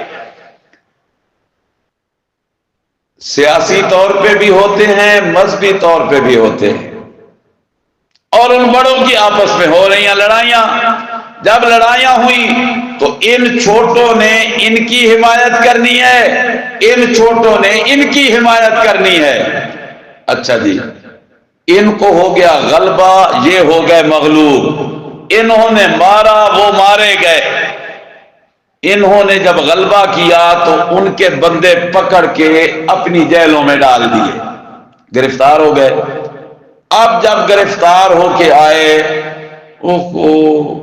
یہ ہمارا دد پوترا ہے، یہ ہمارے ننہالی خاندان سے، رشتہ داریاں جو ہیں چھوٹوں کی، یہ ہمارا فلاں، اس رشتے میں جا کے یہ ہمارا قریبی بنتا ہے۔ اچھا، یہ ان کو چھڑانے کے لیے بڑوں کے پاس چلے گئے، جی ان کو رہا کر دو، ان کے ساتھ ہمارا کوئی برادری کا لین دین ہے، تعلق داری ہے، مہربانی تمہاری۔ وہ ان کے بڑے جن کی وجہ سے لڑائی ہوئی، وہ کہتے ایسے ہم چھوڑے؟ یہ ہمارے دشمنوں کی طرف سے آئے ہوئی ہے۔ اچھا، اگر تم چھڑانا چاہتے ہو نا، پھر 2 لاکھ روپیہ لے جاؤ۔ یہ 2 لاکھ روپیہ دیا اور چھڑا کے ان کو اپنے گھر بھیج دیا۔ یہ جو 2 لاکھ دیا اور چھڑایا، اچھا کام کیا یا برا کیا؟ نہیں، اچھا کیا کہ اپنے بندوں کو چھڑا لیا ہے، بظاہر اچھا کیا۔ اللہ فرماتے ہیں اس کو تو تم اچھا مانتے ہو، لیکن وہ جو جرم کیا تم نے آپس میں لڑائیاں کرنے کا، ایک دوسرے کی مخالفت کرنے کا، حالانکہ اللہ نے حرام کیا تھا کہ تم آپس میں نہ لڑو، گھروں سے نہ نکالو، تم نے ان کو گھروں سے نکالا، پھر اپنی قیدوں میں پہنچایا، پھر ان کا فدیہ دیا۔ وَهُوَ مُحَرَّمٌ عَلَيْكُمْ إِخْرَاجُهُمْ، حالانکہ تم پہ حرام تھا ان کا نکالنا۔ پہلے حرام کا کیا ارتکاب، اور اب اس کے لیے جائز طریقہ اختیار کر رہے ہو، چھڑانے والا۔ یہ تو ایسے ہوا نا کہ اللہ نے پہلے کہا تھا نا، قرابت داروں کے ساتھ کیا کرنا ہے؟ اچھا برتاؤ۔ قرابت داروں کے ساتھ کیا کرنا ہے؟ اچھا برتاؤ۔ اب یہ تو تم نے اچھا برتاؤ کیا کہ ان کو آزاد کرایا، لیکن ان کو جو لڑائیاں لڑ کے گھروں سے نکالا تھا، یہ اچھا کیا تھا؟ برا کیا تھا۔ حالانکہ اللہ نے تمہیں منع کیا تھا کہ لا تسفکون دماءکم، اپنا خون نہیں بہانا۔ کوئی بھی اپنا خون نہیں بہاتا بھائی، کوئی بھی اپنا خون نہیں بہاتا۔ ہاں، کچھ بیچارے قسمت کے مارے ہیں، اپنا خون نکالتے ہیں، انہوں نے تو حد ہی کر دی نا۔ اپنا خون بہانے کا مطلب کیا ہے کہ اپنے رشتہ داروں کو قتل کرنا، اپنے مکتب فکر والوں کو قتل کرنا، اپنوں کے ساتھ لڑائیاں لڑنا، اس سے اللہ نے کیا کیا ہے؟ منع۔ اللہ کرے مولویوں کو بھی یہ بات سمجھ آ جائے۔ لا تسفکون دماءکم جو اللہ نے کہا تھا وہ پہلی سطر میں، تم نے اقرار بھی کر لیا تھا کہ اللہ ایسا نہیں کریں گے، اقرار کر لیا تھا، پھر تو ایسے ہوا نا کہ اللہ کے کچھ حکموں کو مانا اور کچھ کو نہ مانا، کچھ حکموں کو مانا اور کچھ حکموں کو نہ مانا۔ افتؤمنون ببعض الکتاب وتکفرون ببعض، کیا تم ایمان رکھتے ہو بعض کتاب کے ساتھ، یعنی بعض حکموں کو مانتے ہو، وتکفرون ببعض، اور بعض حکموں کا کیا کرتے ہو؟ انکار۔ جی، فما جزاء من يفعل ذلك منكم الا خزي في الحیات الدنیا، پس نہیں ہے بدلہ اس شخص کا جو کرتا ہے یہ کام تم میں سے الا خزي مگر ذلت فی الحیات الدنیا دنیا کی زندگانی میں. دنیا میں وہ بندہ ذلیل ہوتا ہے جو کچھ حکم مانتا ہے اور کچھ حکموں کا کیا کرتا ہے؟ انکار. اور مومن کون ہوتا ہے؟ جو اللہ کے سارے حکم مانتا ہے، وہ ہوتا ہے ایماندار. وَيَوْمَ الْقِيَامَةِ يُرَدُّونَ إِلَىٰ أَشَدِّ الْعَذَابِ دنیا میں ہو گئی ذلت اور آخرت میں دن قیامت کے يُرَدُّونَ إِلَىٰ أَشَدِّ الْعَذَابِ لوٹائے جائیں گے وہ سخت عذاب کی طرف. وَمَا اللَّهُ بِغَافِلٍ عَمَّا تَعْمَلُونَ اور نہیں ہے اللہ بے خبر اس سے جو تم عمل کرتے ہو. أُولَٰئِكَ الَّذِينَ اشْتَرَوُا الْحَيَاةَ الدُّنْيَا بِالْآخِرَةِ تتمہ ہے جی، تتمہ نوع ثالث تیسری نو کا آخر ہو رہا ہے. یعنی موجودہ بنی اسرائیل کی 3 خباستوں کا ذکر کرنے کے بعد اللہ فرماتے ہیں یہ ایسے اخبث الناس ہے کہ اشتروا الحیات الدنیا یہ وہی لوگ ہیں جنہوں نے پسند کر لیا دنیا کی زندگانی کو بالآخرت بدلے آخرت کے. فلا یخفف عنہم العذاب ان کے اوپر جو عذاب آئے گا نا تو نہ کسی کی سفارش کام آئے گی، نہ ان کی بات مانی جائے گی، نہ ان کا عذاب ہلکا ہوگا.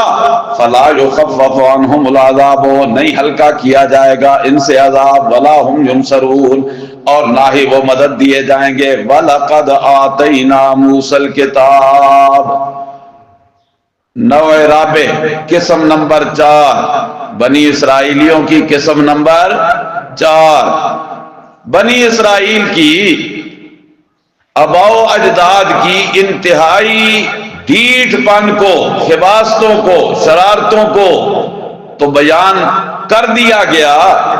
اب اللہ نے ان کی ان خباستوں کی 2 مثالیں دی جو انتہا درجے کی خباستیں تھیں، ان کو بیان کیا. وَلَقَدْ آتَيْنَا مُوسَى الْكِتَابَ اور البتہ تحقیق دی ہم نے موسیٰ علیہ السلام کو کتاب. وَقَفَّيْنَا مِن بَعْدِهِ بِالرُّسُلِ اور لگاتار بھیجے ان کے بعد کئی رسول. موسیٰ علیہ السلام کے بعد اللہ نے ان کے پیچھے لگاتار بھیجے کئی رسول ہزاروں کی تعداد میں. وَآتَيْنَا عِيسَى ابْنَ مَرْيَمَ اور دی ہم نے عیسیٰ ابن مریم کو بنی اسرائیل کا آخری نبی دی، بنی اسرائیل کا آخری نبی حضرت عیسیٰ ابن مریم. البینات واضح معجزات، البینات واضح معجزات. وَأَيَّدْنَاهُ بِرُوحِ الْقُدُسِ اور تائید دی ہم نے اس کو بروح القدس روح القدس کے ساتھ. روح القدس جبریل امین، روح القدس جبرائیل امین.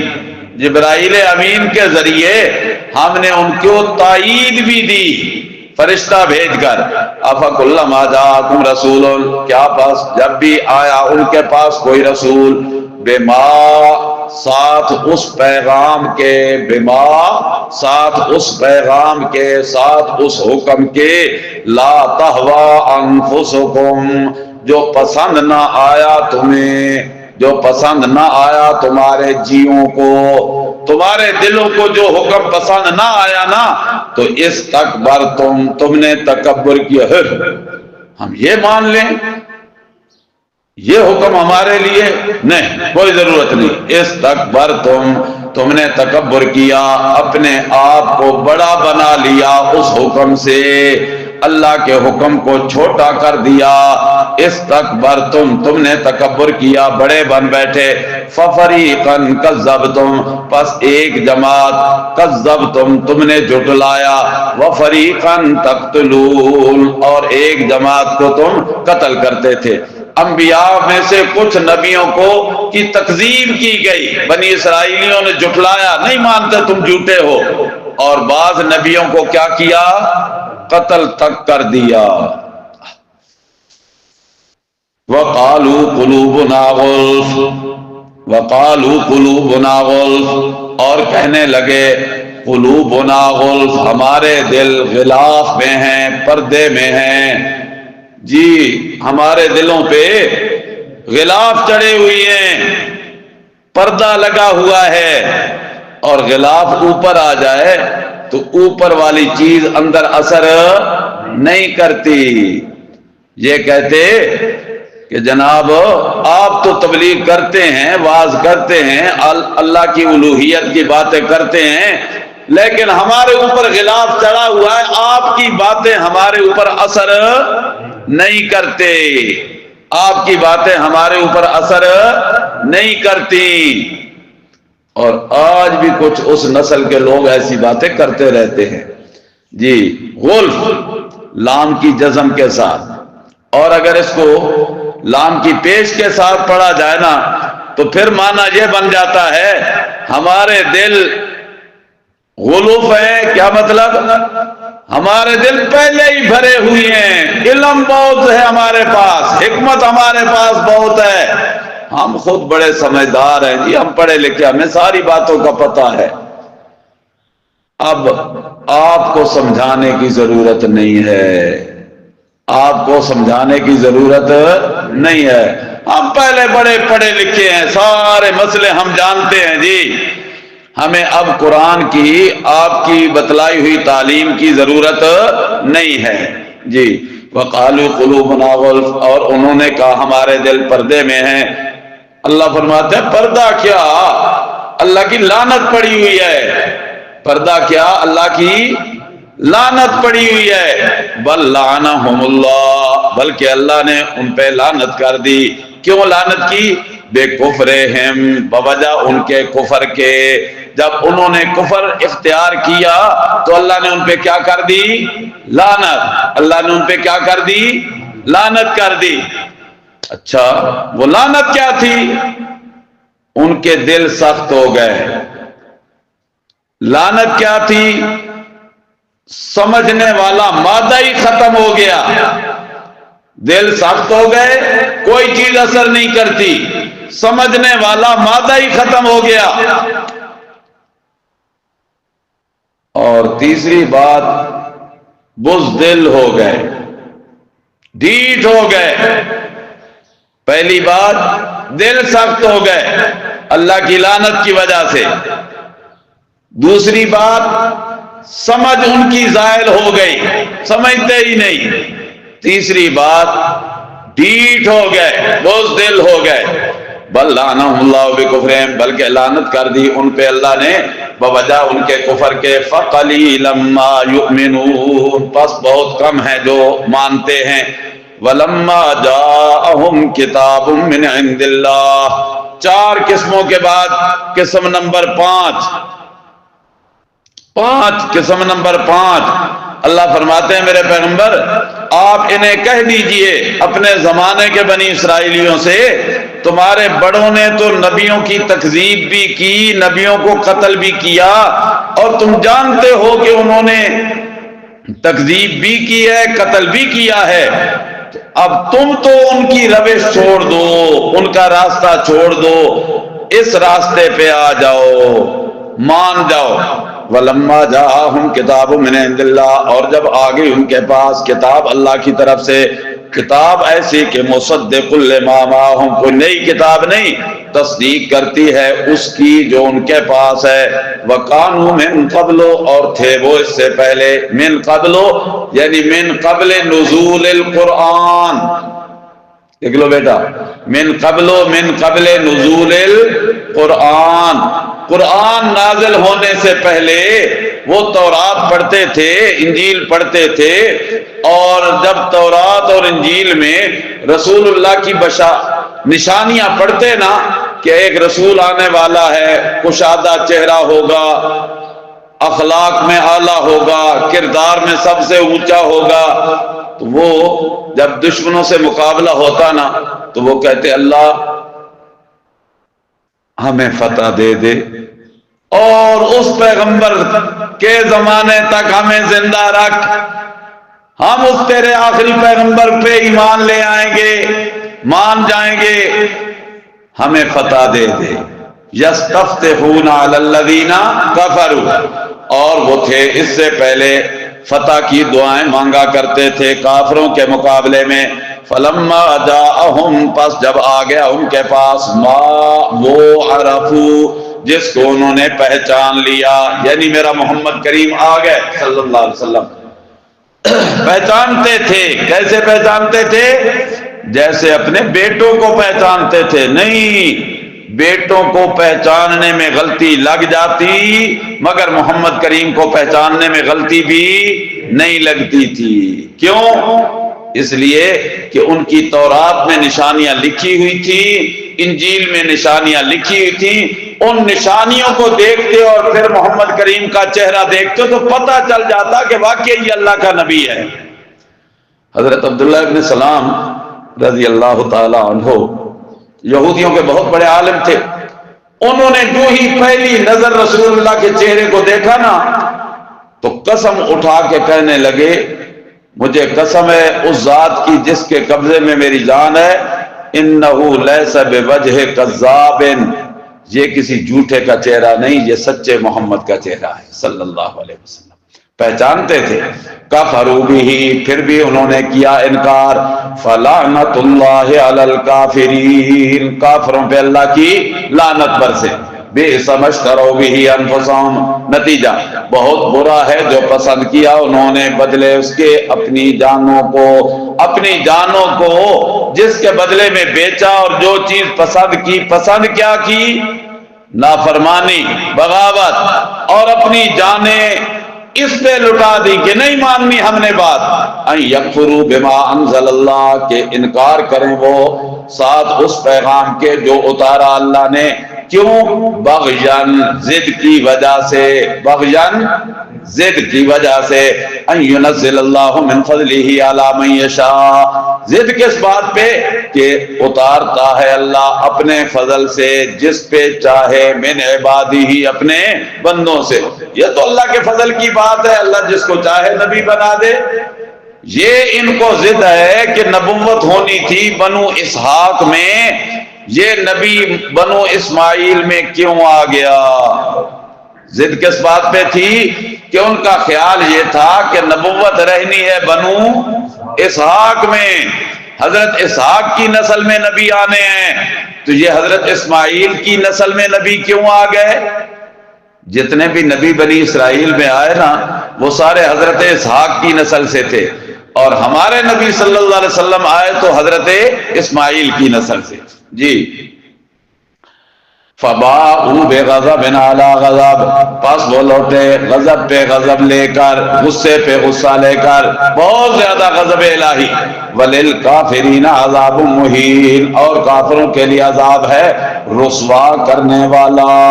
وَإِذَا قِيلَ لَهُمْ، اللہ نے کچھ شکوے کیے، شکایتیں کی اللہ نے۔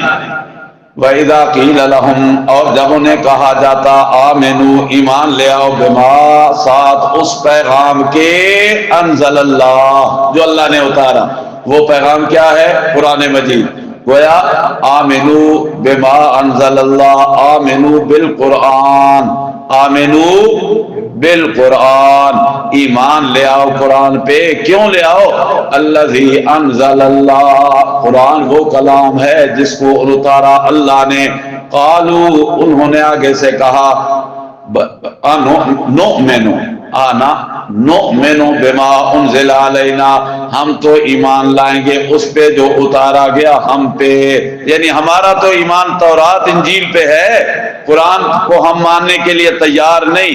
وَيَكْفُرُونَ بِمَا وَرَاءَهُ، اور انکار کر دیتے وہ اس کے علاوہ کا، یعنی ہم نہیں مانتے تورات انجیل کے علاوہ کچھ۔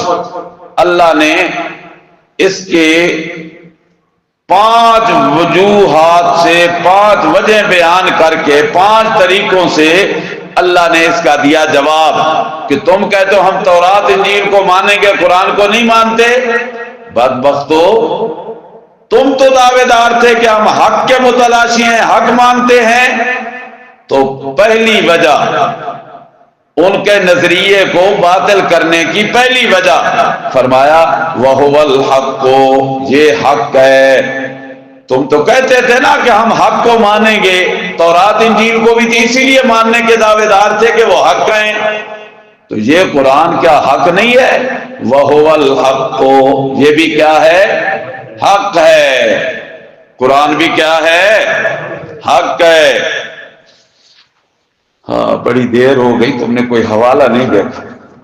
ذرا نکالو سورت محمد 26واں پارہ 5واں رکوع، پارہ نمبر 26 رکوع نمبر 5.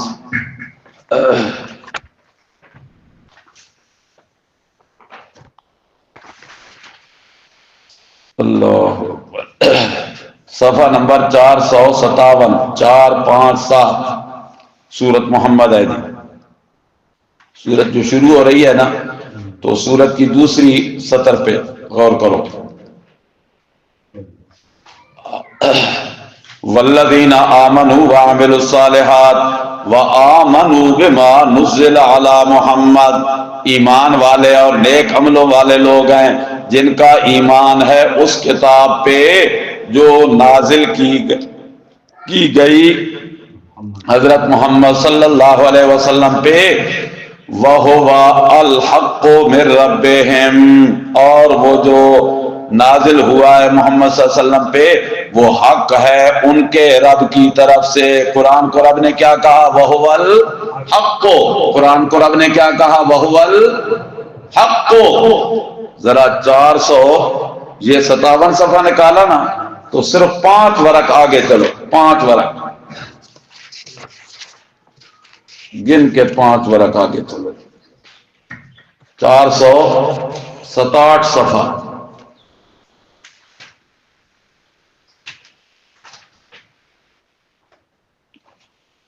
اللہ اللہ اللہ اللہ. سورت جو شروع ہو رہی ہے نا سورت قاف، سورت قاف کی 4تھی سطر پہ ذرا غور کرو. کہا نا وَعِندَنَا کِتَابٌ حَفِیظ. وَعِندَنَا کِتَابٌ حَفِیظ، ہمارے پاس کتاب ہے محفوظ. اور وہ جو کتاب محفوظ ہے وہی قرآن ہی تو ہے. بل کذبوا بالحق لما جاءہم، بلکہ انہوں نے جھٹلایا حق کو جب ان کے پاس آیا. اور حق کون سی کتاب تھی؟ قرآن مجید. تو الحق سے مراد قرآن کریم ہے اور اس حق کو انہوں نے کیا کیا؟ جھٹلایا. فرمایا وَهُوَ الْحَقُّ. تم تو کہتے ہو، چلو اپنے سبق پہ، تم تو کہتے ہو ہم تورات انجیل کو مانتے ہیں، یہ قرآن بھی تو اللہ ہی کا نازل کردہ ہے نا. وَهُوَ الْحَقُّ، اور ہے بھی حق. دوسری وجہ مصدقا لما معہم، یہ کوئی تورات انجیل کے مخالف کتاب نہیں ہے، یہ تصدیق کرنے والی ہے اس کی جو ان کے پاس ہے. یعنی تورات انجیل کی تصدیق کرتا ہے قرآن. تیسری وجہ، تم کہتے ہو نا کہ ہم پہلے اپنے نبیوں پہ ہمارا ایمان ہے اپنی کتابوں پہ. واہ کمال ہے، ایمان نبیوں پہ. اور قتل کس کو کیا تھا؟ نبیوں کو. جس پہ ایمان ہوتا ہے اسے بندہ قتل کرتا ہے. قل کہہ دیجئے میرے پیغمبر فَلِمَ تَقْتُلُونَ أَنْبِيَاءَ اللَّهِ مِنْ قَبْلُ، بس کیوں قتل کیا کرتے تھے تم پہلے نبیوں کو، اللہ کے نبیوں کو پہلے قتل پھر کیوں کرتے تھے؟ اگر تمہارا ایمان ہے، ایمان تھا تو پھر قتل نہ کرتے نا. ان کنتم مومنین، اگر ہو تم ایمان والے. وَلَقَدْ جَاءَكُمْ مُوسَىٰ بِالْبَيِّنَاتِ. وجہ نمبر 4، ان کے نظریے کی بطلان کی وجہ نمبر 4. تم کہتے ہو کہ ہم پہلے نبیوں کو مانتے ہیں. اللہ کے بندو، تمہارے پاس پہلے حضرت موسیٰ علیہ السلام بھی تو آئے تھے نا، اور آئے بھی تھے تو واضح دلیلیں لے کے آئے تھے، معجزات لے کے آئے تھے. اور سب سے بڑی بات یہ کہ تمہارے پاس تورات لے کے آئے تھے.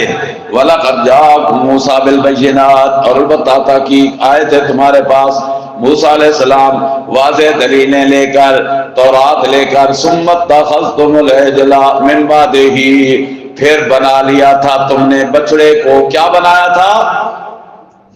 الہ. اتخذ آیا نا تو اتخذ 2 مفعولوں کا تقاضا کرتا ہے. اتخذتم العجل الہن، تم نے بنا لیا تھا بچڑے کو معبود. من بعدہ، اے من بعد ذہاب موسیٰ، موسیٰ علیہ السلام کے چلے جانے کے بعد کہاں گئے تھے وہ؟ کوہ طور پہ۔ وَأَنْتُمْ ظَالِمُونَ، اور تم ظلم کر رہے تھے۔ وَإِذْ أَخَذْنَا مِيثَاقَكُمْ وَرَفَعْنَا فَوْقَكُمُ الطُّورَ۔ وجہ نمبر 5، اور یاد کرو جب ہم نے لیا تم سے پختہ وعدہ اور تمہارے اوپر ہم نے اٹھا لیا تھا کوہ طور کو، اور ہم نے کہا تھا خُذُوا مَا آتَيْنَاكُمْ بِقُوَّةٍ، تم لے لو اس کو جو ہم نے تمہیں دیا پوری قوت کے ساتھ، وَاسْمَعُوا، اور سنو، قالوا، انہوں نے کہا سمعنا، جی سن تو لیا، وعصینا، لیکن مانا نہیں، سن تو لیا لیکن مانا نہیں، سمعنا، ہم نے سنا، وعصینا، اور ہم نے نافرمانی کی، وَأُشْرِبُوا فِي قُلُوبِهِمُ الْعِجْلَ، اور پلائے گئے وہ اپنے دلوں میں بچڑے کی محبت، پلا دیے گئے تھے دلوں میں بچڑے کی محبت، اس لیے کہ بچڑے کو کیا بنا لیا تھا انہوں نے؟ معبود، اور معبود سے کیا ہوتی ہے؟ محبت۔ اللہ ہمارا کون ہے؟ معبود ہے، اور اللہ سے ہمیں کیا ہے؟ محبت ہے۔ معبود سے ہمیشہ عابد کو محبت ہوتی ہے، تو جب انہوں نے بچڑے کو معبود بنایا تو بچڑے سے کیا پیدا ہو گئی ان کے دلوں میں؟ محبت، اور پیدا ہوئی کیا؟ اللہ نے اس کو اشربو کے لفظ سے تعبیر کیا۔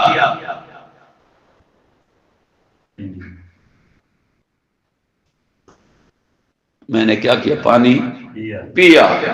اب یہ جو پانی پیا یہ میرے جسم کی رگ رگ میں پہنچ گیا اس کا اثر۔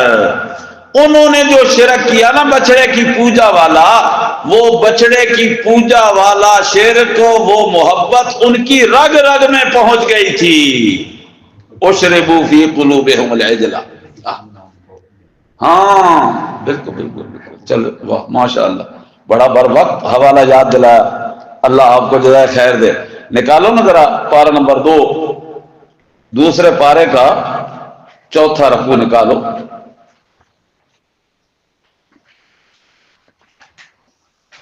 اللہ اکبر، صفحہ 22 24 2-4، پہلی سطر پہ ذرا غور کرو۔ وَمِنَ النَّاسِ مَن يَتَّخِذُ مِن دُونِ اللَّهِ أَندَادًا، اور بعض لوگوں سے وہ ہیں جو بنا لیتے ہیں اللہ کے سوا اور شریک، يُحِبُّونَهُمْ، ان سے کرتے ہیں محبت، ان سے کیا کرتے ہیں؟ محبت۔ کیسی محبت کرتے ہیں؟ كَحُبِّ اللَّهِ، جیسے محبت کرنی چاہیے اللہ سے، محبت جیسے اللہ سے کرنی چاہیے نا، وہ اپنے معبودوں سے شریکوں سے کرتے ہیں محبت۔ والذین آمنوا، اور جو ایمان والے ہیں، اشد حبا للہ، یہ زیادہ سخت ہوتے ہیں اللہ کی محبت میں۔ ایمان والوں کو محبت اللہ سے اور مشرکوں کو محبت اپنے معبودوں سے۔ چلو جی اب تو پتہ چل گیا نا، اشربوا فی قلوبہم العجل، پلائے گئے تھے ان کے دلوں میں، بیٹیوں لکھ لو، اشربوا فی قلوبہم حب العجل، حب العجل، اشربوا فی قلوبہم حب العجل، پلائے گئے اپنے دلوں میں محبت بچڑے کی۔ اور یہ بچڑے کی محبت کیوں آ گئی جی اتنی زیادہ؟ فرمایا بے کفرہم، بے کفرہم، ان کے کفر کی وجہ سے۔ جب انہوں نے کفر کیا نا تو بچڑے کی محبت ان کے دل میں آ گئی، اللہ کی محبت نکل گئی۔ اور جب بندہ مومن ہوتا ہے تو اللہ کی محبت آتی ہے، غیر اللہ کی محبت نکل جاتی ہے۔ تو کون سی محبت دل میں بسانی چاہیے؟ اللہ کی یا غیر اللہ کی؟ اللہ کی۔ ہاں لیکن اس سے میں منع نہیں کر رہا کہ دوسروں کی محبت ہونی ہی نہیں چاہیے، نہیں، محبت میں فرق ہوتا ہے۔ بیٹے کو باپ سے محبت ہونی چاہیے، لیکن اس لیے محبت کہ وہ میرا باپ ہے۔ باپ کو اولاد سے محبت ہونی چاہیے اس لیے کہ وہ میری اولاد ہے۔ بھائی کو بھائی سے پیار ہونا چاہیے اس لیے کہ وہ میرا بھائی ہے۔ نبی سے امتی کو محبت ہونی چاہیے، اس لیے کہ وہ میرا نبی ہے، میں اس کا امتی ہوں، محبت ہے، محبت ہے، محبت ہے۔ لیکن جو اللہ کی محبت ہے وہ محبت کسی اور کو دی نہیں جا سکتی، اس لیے کہ اللہ کی محبت ہے معبودیت والی، اللہ کی محبت ہے خالقیت، مالکیت، رازقیت، الوہیت والی۔ اللہ میرا خالق، میرا مالک، میرا رازق، میرا معبود ہے، میرا مشکل کشا، حاجت روا ہے۔ وہ محبت نہ علی کو دی جا سکتی ہے، نہ ولی کو دی جا سکتی ہے، نہ نبی کو دی جا سکتی ہے۔ جی وَأُشْرِبُوا فِي قُلُوبِهِمُ الْعِجْلَ بِكُفْرِهِمْ قُلْ کہہ دیجئے میرے پیغمبر، پانچوں وجوہات کے بعد اب تتمہ ہو رہا ہے جی۔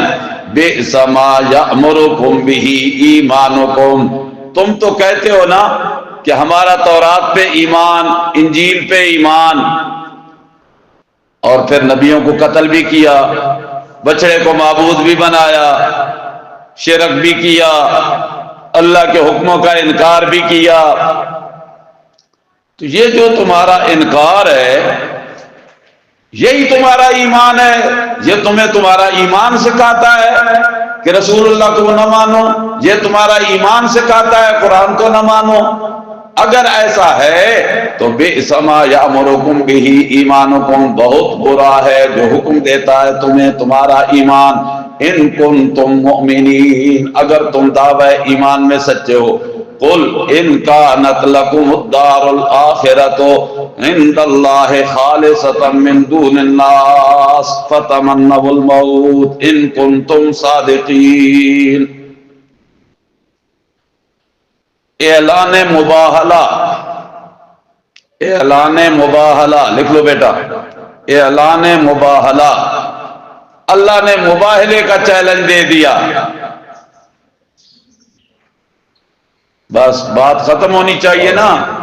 اللہ کہتے ہیں کہ اتنی ضد، اتنی ہٹ درمی، اتنا عناد، اتنی دشمنی، تو چلو اگر تم کہتے ہو نا کہ جنت ہماری، ادھر نبیوں کو کیا قتل، ادھر کہتے ہو چند دن عذاب ہوگا پھر آخر ہم کامیاب، جنت کے حقدار، اور ادھر نبیوں کو جھٹلایا تم نے، اگر ایسی بات ہے نا تو پھر جنت کی طرف جانے کے لیے تیاری کرو، جنت میں پہنچو، وہ تو اچھی جگہ ہے، رہنے کی جگہ ہے، اور جنت نہیں ملے گی جب تک موت نہیں آئے گی، جنت نہیں ملے گی جب تک موت نہیں آئے گی۔ تو پھر پہلے مرو پھر دیکھو کہ جنت ملتی ہے یا نہیں ملتی۔ قل ان کانت، کہہ دیجئے میرے پیغمبر، اگر ہے تمہارے لیے الدار الآخرۃ عند اللہ، آخرت کی حویلی اللہ کے ہاں، آخرت کی حویلی جنت والی، خالصتاً، خالص ہے تمہارے لیے، من دون الناس، یہ جو تم کہتے ہو نا کہ ہمارے علاوہ جنت میں کوئی نہیں جائے گا، ہم ہی جائیں گے جنت میں، یہ کون کہتے تھے؟ یہودی۔ کون کہتے تھے؟ نصرانی۔ صرف ایک ورق آگے الٹو، اگلے صفحے کے بالکل آخری سطر پہ ذرا غور کرو۔ وقالو، اور انہوں نے کہا، لن يدخل الجنت، ہرگز نہیں داخل ہوگا جنت میں، الا من کان یہودا، مگر وہی جنت میں جائے گا جو یہودی ہوگا۔ اور نصرانی کیا کہتے تھے؟ او نصارا، وہی جنت میں جائے گا جو نصرانی ہوگا۔ یہودی کہتے تھے جنت ہماری، نصرانی کہتے تھے جنت ہماری۔ اللہ نے، چلو اپنے سبق پہ، اللہ نے فرمایا ان کو کہہ دو اگر تمہاری ہے جنت تو پھر مرو نا، پھر کیا کرو؟ مرو۔ فتمنوا الموت، پھر تمنا کرو موت کی، آرزو کرو موت کی، مانگو موت، ان کنتم صادقین، اگر ہو تم سچے، اگر تم سچے ہو نا کہ جنت ہماری ہے۔ یہ یہودیوں کے بڑے یہ دعویٰ کرتے تھے، نصرانیوں کے بڑے یہ دعویٰ کرتے تھے، اور جو ان کے چھوٹے تھے نا وہ ان سے بھی ایک قدم آگے، وہ کہتے ہیں نا بڑے میاں چھوٹے میاں، سبحان اللہ، اب چھوٹے میاں کیا کہتے تھے؟ ذرا نکالو 6 پارہ 7واں رکوع،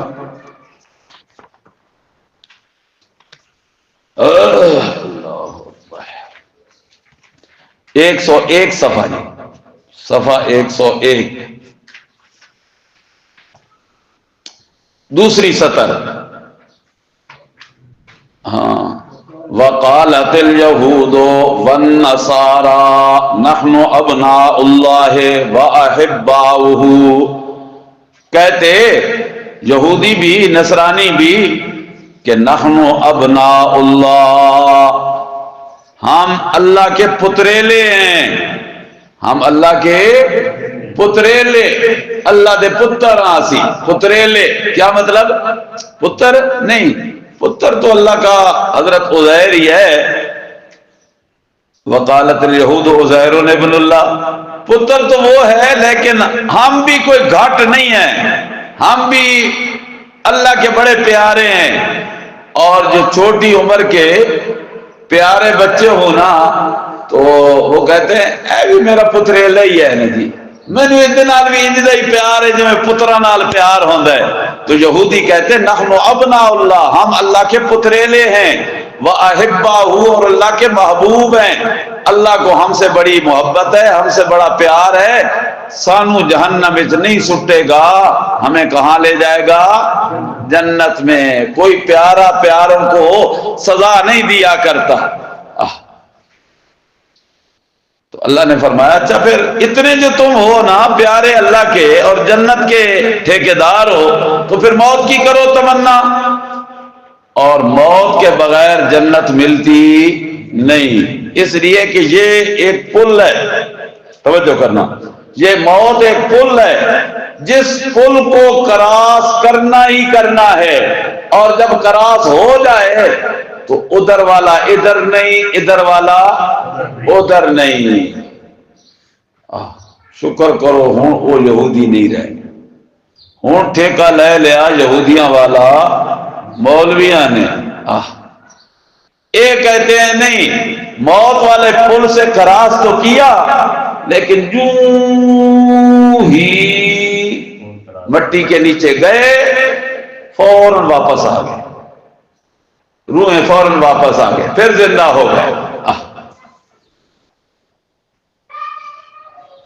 جو زندہ ہو گئے تو تمنا تھی جنت میں جانے کی، پچھلے دعائیں کر رہے ہیں اللہ اس کی بخشش کرے، اللہ اس کو جنت دے.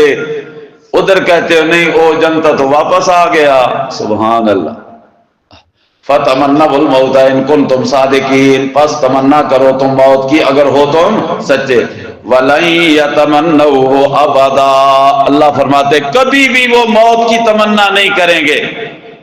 مرنے پہ دل نہیں کرے گا، مرنے پہ دل.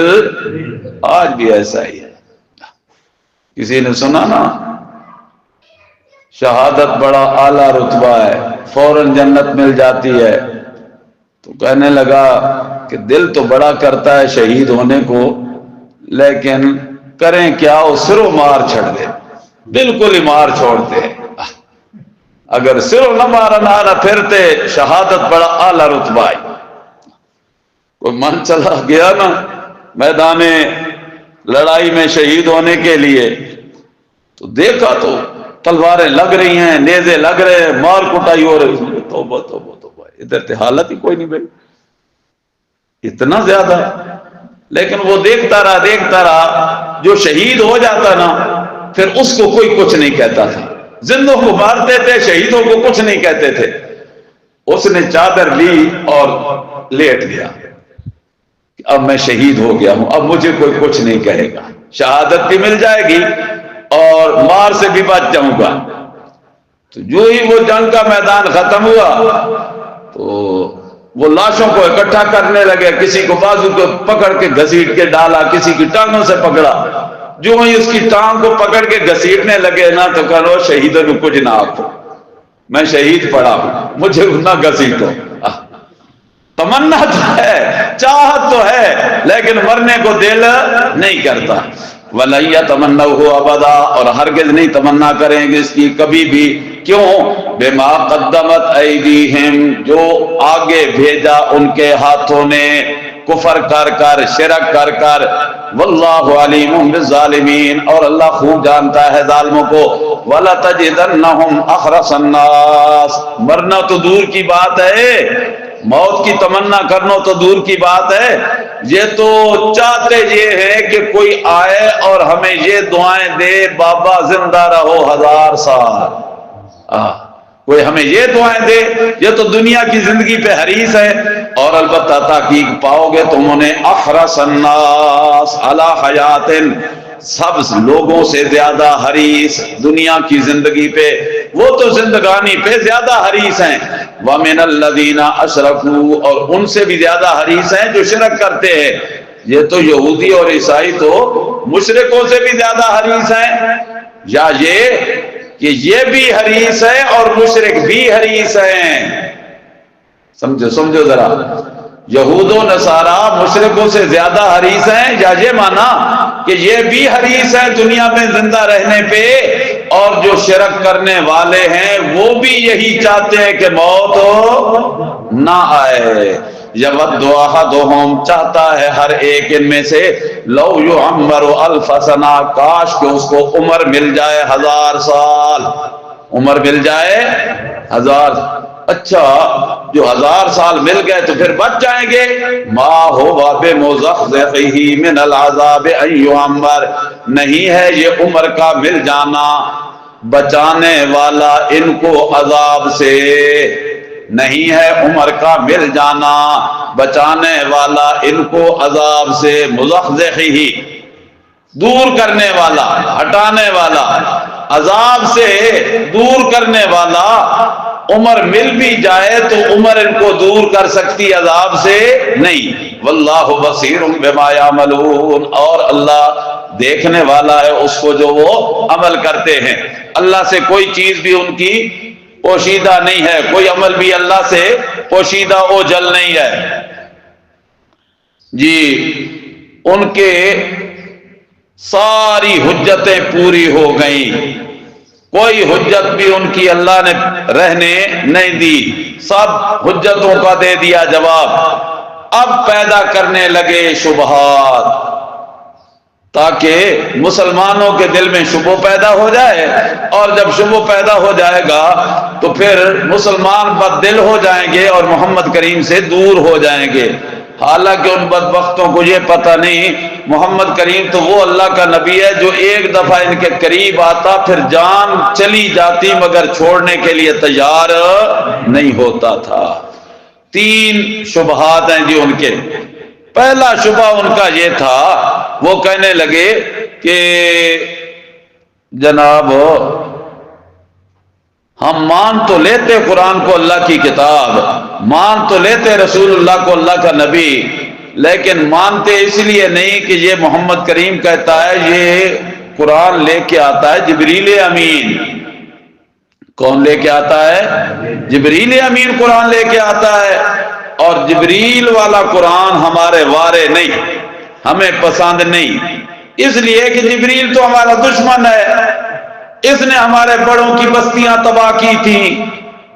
قوم عاد، قوم سمود، یہی تو چیخ مارتا تھا اور قومیں تباہ ہو جاتی تھی، یہی پر نیچے سے بستی کو اٹھایا اور الٹا پٹک کے تباہ کر دیا، اس نے ہمارے بڑوں پہ عذاب لایا، اس لیے جڑا ساڈے وڈیریاں دا دشمن وہ ساڈا سجن ہو سکتا نہیں، اس سے ہمارا کیا تعلق۔ اور یہ جو قحط آتا ہے نا، یہ میکائیل کو کہتا ہے بارش نہ برسائیں بھائی، اور یہ ہے بڑا، پھر بڑوں کی بات مانی جاتی ہے، پھر بارش نہیں آتی، قحط سالی پڑ جاتی ہے، اس لیے اس کو تو ہمارے ساتھ ہے، وہ ہماری اس سے ہے دشمنی، لہذا ہم اس کی لائی ہوئی وحی کو مان سکتے نہیں۔ پہلا شبہ آج پڑھ لیتے ہیں، انشاءاللہ اگلے شبہات بعد میں آئیں گے۔ قل کہہ دیجئے میرے پیغمبر، من کانا عدوا لجبریل، جو شخص بھی ہو دشمن جبریل کا، جو کہے نا کہ میری جبریل سے دشمنی ہے، وہ بندہ غلطی پہ ہے، وہ بندہ کس پہ ہے؟ غلطی پہ ہے۔ انصاف کا تقاضا یہ نہیں ہے اس لیے کہ جبریل کوئی اپنی مرضیاں تھوڑی کرتا ہے. فَإِنَّهُ نَزَّلَهُ عَلَىٰ قَلْبِكَ بِإِذْنِ اللَّهِ. دلیل نمبر 1 فَإِنَّهُ نَزَّلَهُ عَلَىٰ قَلْبِكَ بِإِذْنِ اللَّهِ. تم غلط ہو جبریل کو جو کہتے ہو کہ جبریل والی وہی ہم نہیں مانتے. جبریل خود تھوڑا ہی آتا ہے اپنی مرضی کر کے. پس بے شک اس نے اس کو اتارا علی قلبے کا تیرے سینے پہ میرے پیغمبر بِإِذْنِ اللَّهِ اللہ کے حکم سے. جب جبریل اللہ کے حکم سے پیغام لے کے آیا قرآن اللہ کے حکم سے لے کے آیا تو پھر تمہیں ماننا چاہیے انکار کرنا نہیں چاہیے. دوسری وجہ دوسری غلطی کو اللہ نے رد کیا فرمایا مصدقا لما بین یدیہ جو ان کے آگے ہے اس کی یہ تصدیق کرتا ہے تورات کے خلاف بھی نہیں ہے. تیسری وجہ وہدان اور نری ہدایت ہے قرآن نری ہدایت ہے. چوتھی وجہ وبشریٰ للمؤمنین اور یہ خوشخبری ہے ایمان والوں کے لیے. پانچویں وجہ من کان عدوا للہ وملائکتہ جو شخص بھی ہو دشمن اللہ کا وملائکتہ اور اللہ کے فرشتوں کا ورسلہ اور اللہ کے رسولوں کا وجبریل ومیکال پھر اللہ نے خاص دو فرشتوں کا نام لے لیا حضرت جبرائیل اور حضرت میکائیل کو. کیوں لیا ابھی سن رہے ہو ہاں کہ جبریل عذاب لاتا ہے اور میکائیل کو منع کر دیتا ہے. ہاں تو جو شخص دشمن بنے جبرائیل کا میکائیل کا تو پھر وہ یہ سمجھے کہ اللہ مجھے دوست بنائے گا نہیں. فَإِنَّ اللَّهَ عَدُوٌّ لِلْكَافِرِينَ پس بے شک اللہ بھی دشمن ہے ایسے کافروں کا. اللہ پھر ایسوں کو دوست نہیں بناتا. اصول کیا ہے دوست کا دوست ہوتا ہے. پہلا اصول دوست کا دوست ہوتا ہے. دوست کا دشمن ہوتا ہے. دوست کا دشمن ہوتا ہے. دشمن کا دوست دشمن ہوتا ہے. دشمن کا دوست دشمن ہوتا ہے اور دشمن کا دشمن دوست ہوتا ہے. سمجھ آ گئی؟ تو یہ چار اصول ذرا ذہن میں رکھو. فرشتے اللہ کے بھیجے ہوئے اللہ کے پسندیدہ اور جب تم اللہ کے پسندیدہ کو دشمن بناؤ گے تو اللہ کب تمہیں دوست بنائے گا؟ اللہ بھی تمہیں کیا بنا لے گا؟ دشمنی. فَإِنَّ اللَّهَ عَدُوٌّ لِلْكَافِرِينَ پس بے شک اللہ دشمن ہے کافروں کا. وَلَقَدْ أَنزَلْنَا إِلَيْكَ آيَاتٍ بَيِّنَاتٍ اور البتہ تحقیق ہم نے اتاری آپ کی طرف میرے پیغمبر آیات بینات واضح آیات معجزات دلائل توحید آیات بینات دلائل توحید. وما یکفر بها الا الفاسقون اور نہیں انکار کرتا ان کا مگر فاسق لوگ نافرمان لوگ ہی ان کا انکار کرتے ہیں. او کلما عاہدوا عہدا کیا بھلا جب بھی انہوں نے کیا کوئی وعدہ. پرانی عادت ہے ان کی یہودیوں کی بنی اسرائیلیوں کی نصرانیوں کی. اب کلما عاہدوا عہدا کیا بس جب بھی انہوں نے کیا کوئی وعدہ کرنا تو نبذہ فریق منہم پھینک دیا ایک گروہ نے ان میں سے ایک جماعت نے ان میں سے. کیا مطلب کہ اللہ کے وعدے کو پھینک دینا اللہ کے وعدے کا وفا نہ کرنا وعدہ توڑ دینا وعدہ وفا نہ کرنا وعدہ توڑ دینا.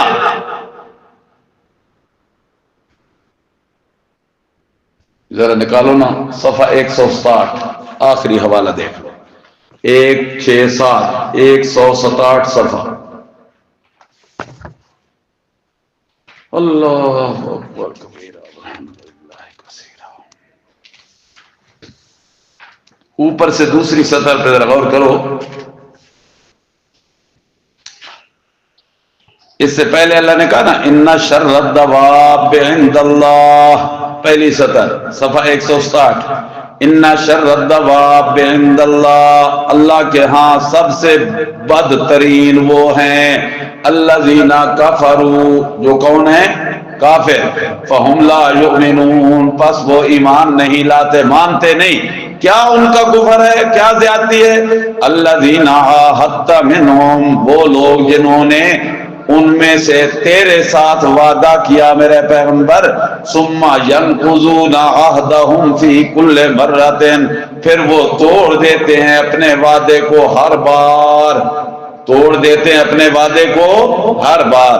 फहुम ला यत्तकून, ये मुत्तकी नहीं है, इनके दिल में जरा भी खौफ खुदा नहीं है कि वादा तोड़ना तो जुर्म है और ये वादा तोड़ते हैं, तकवा कहाँ आया जी।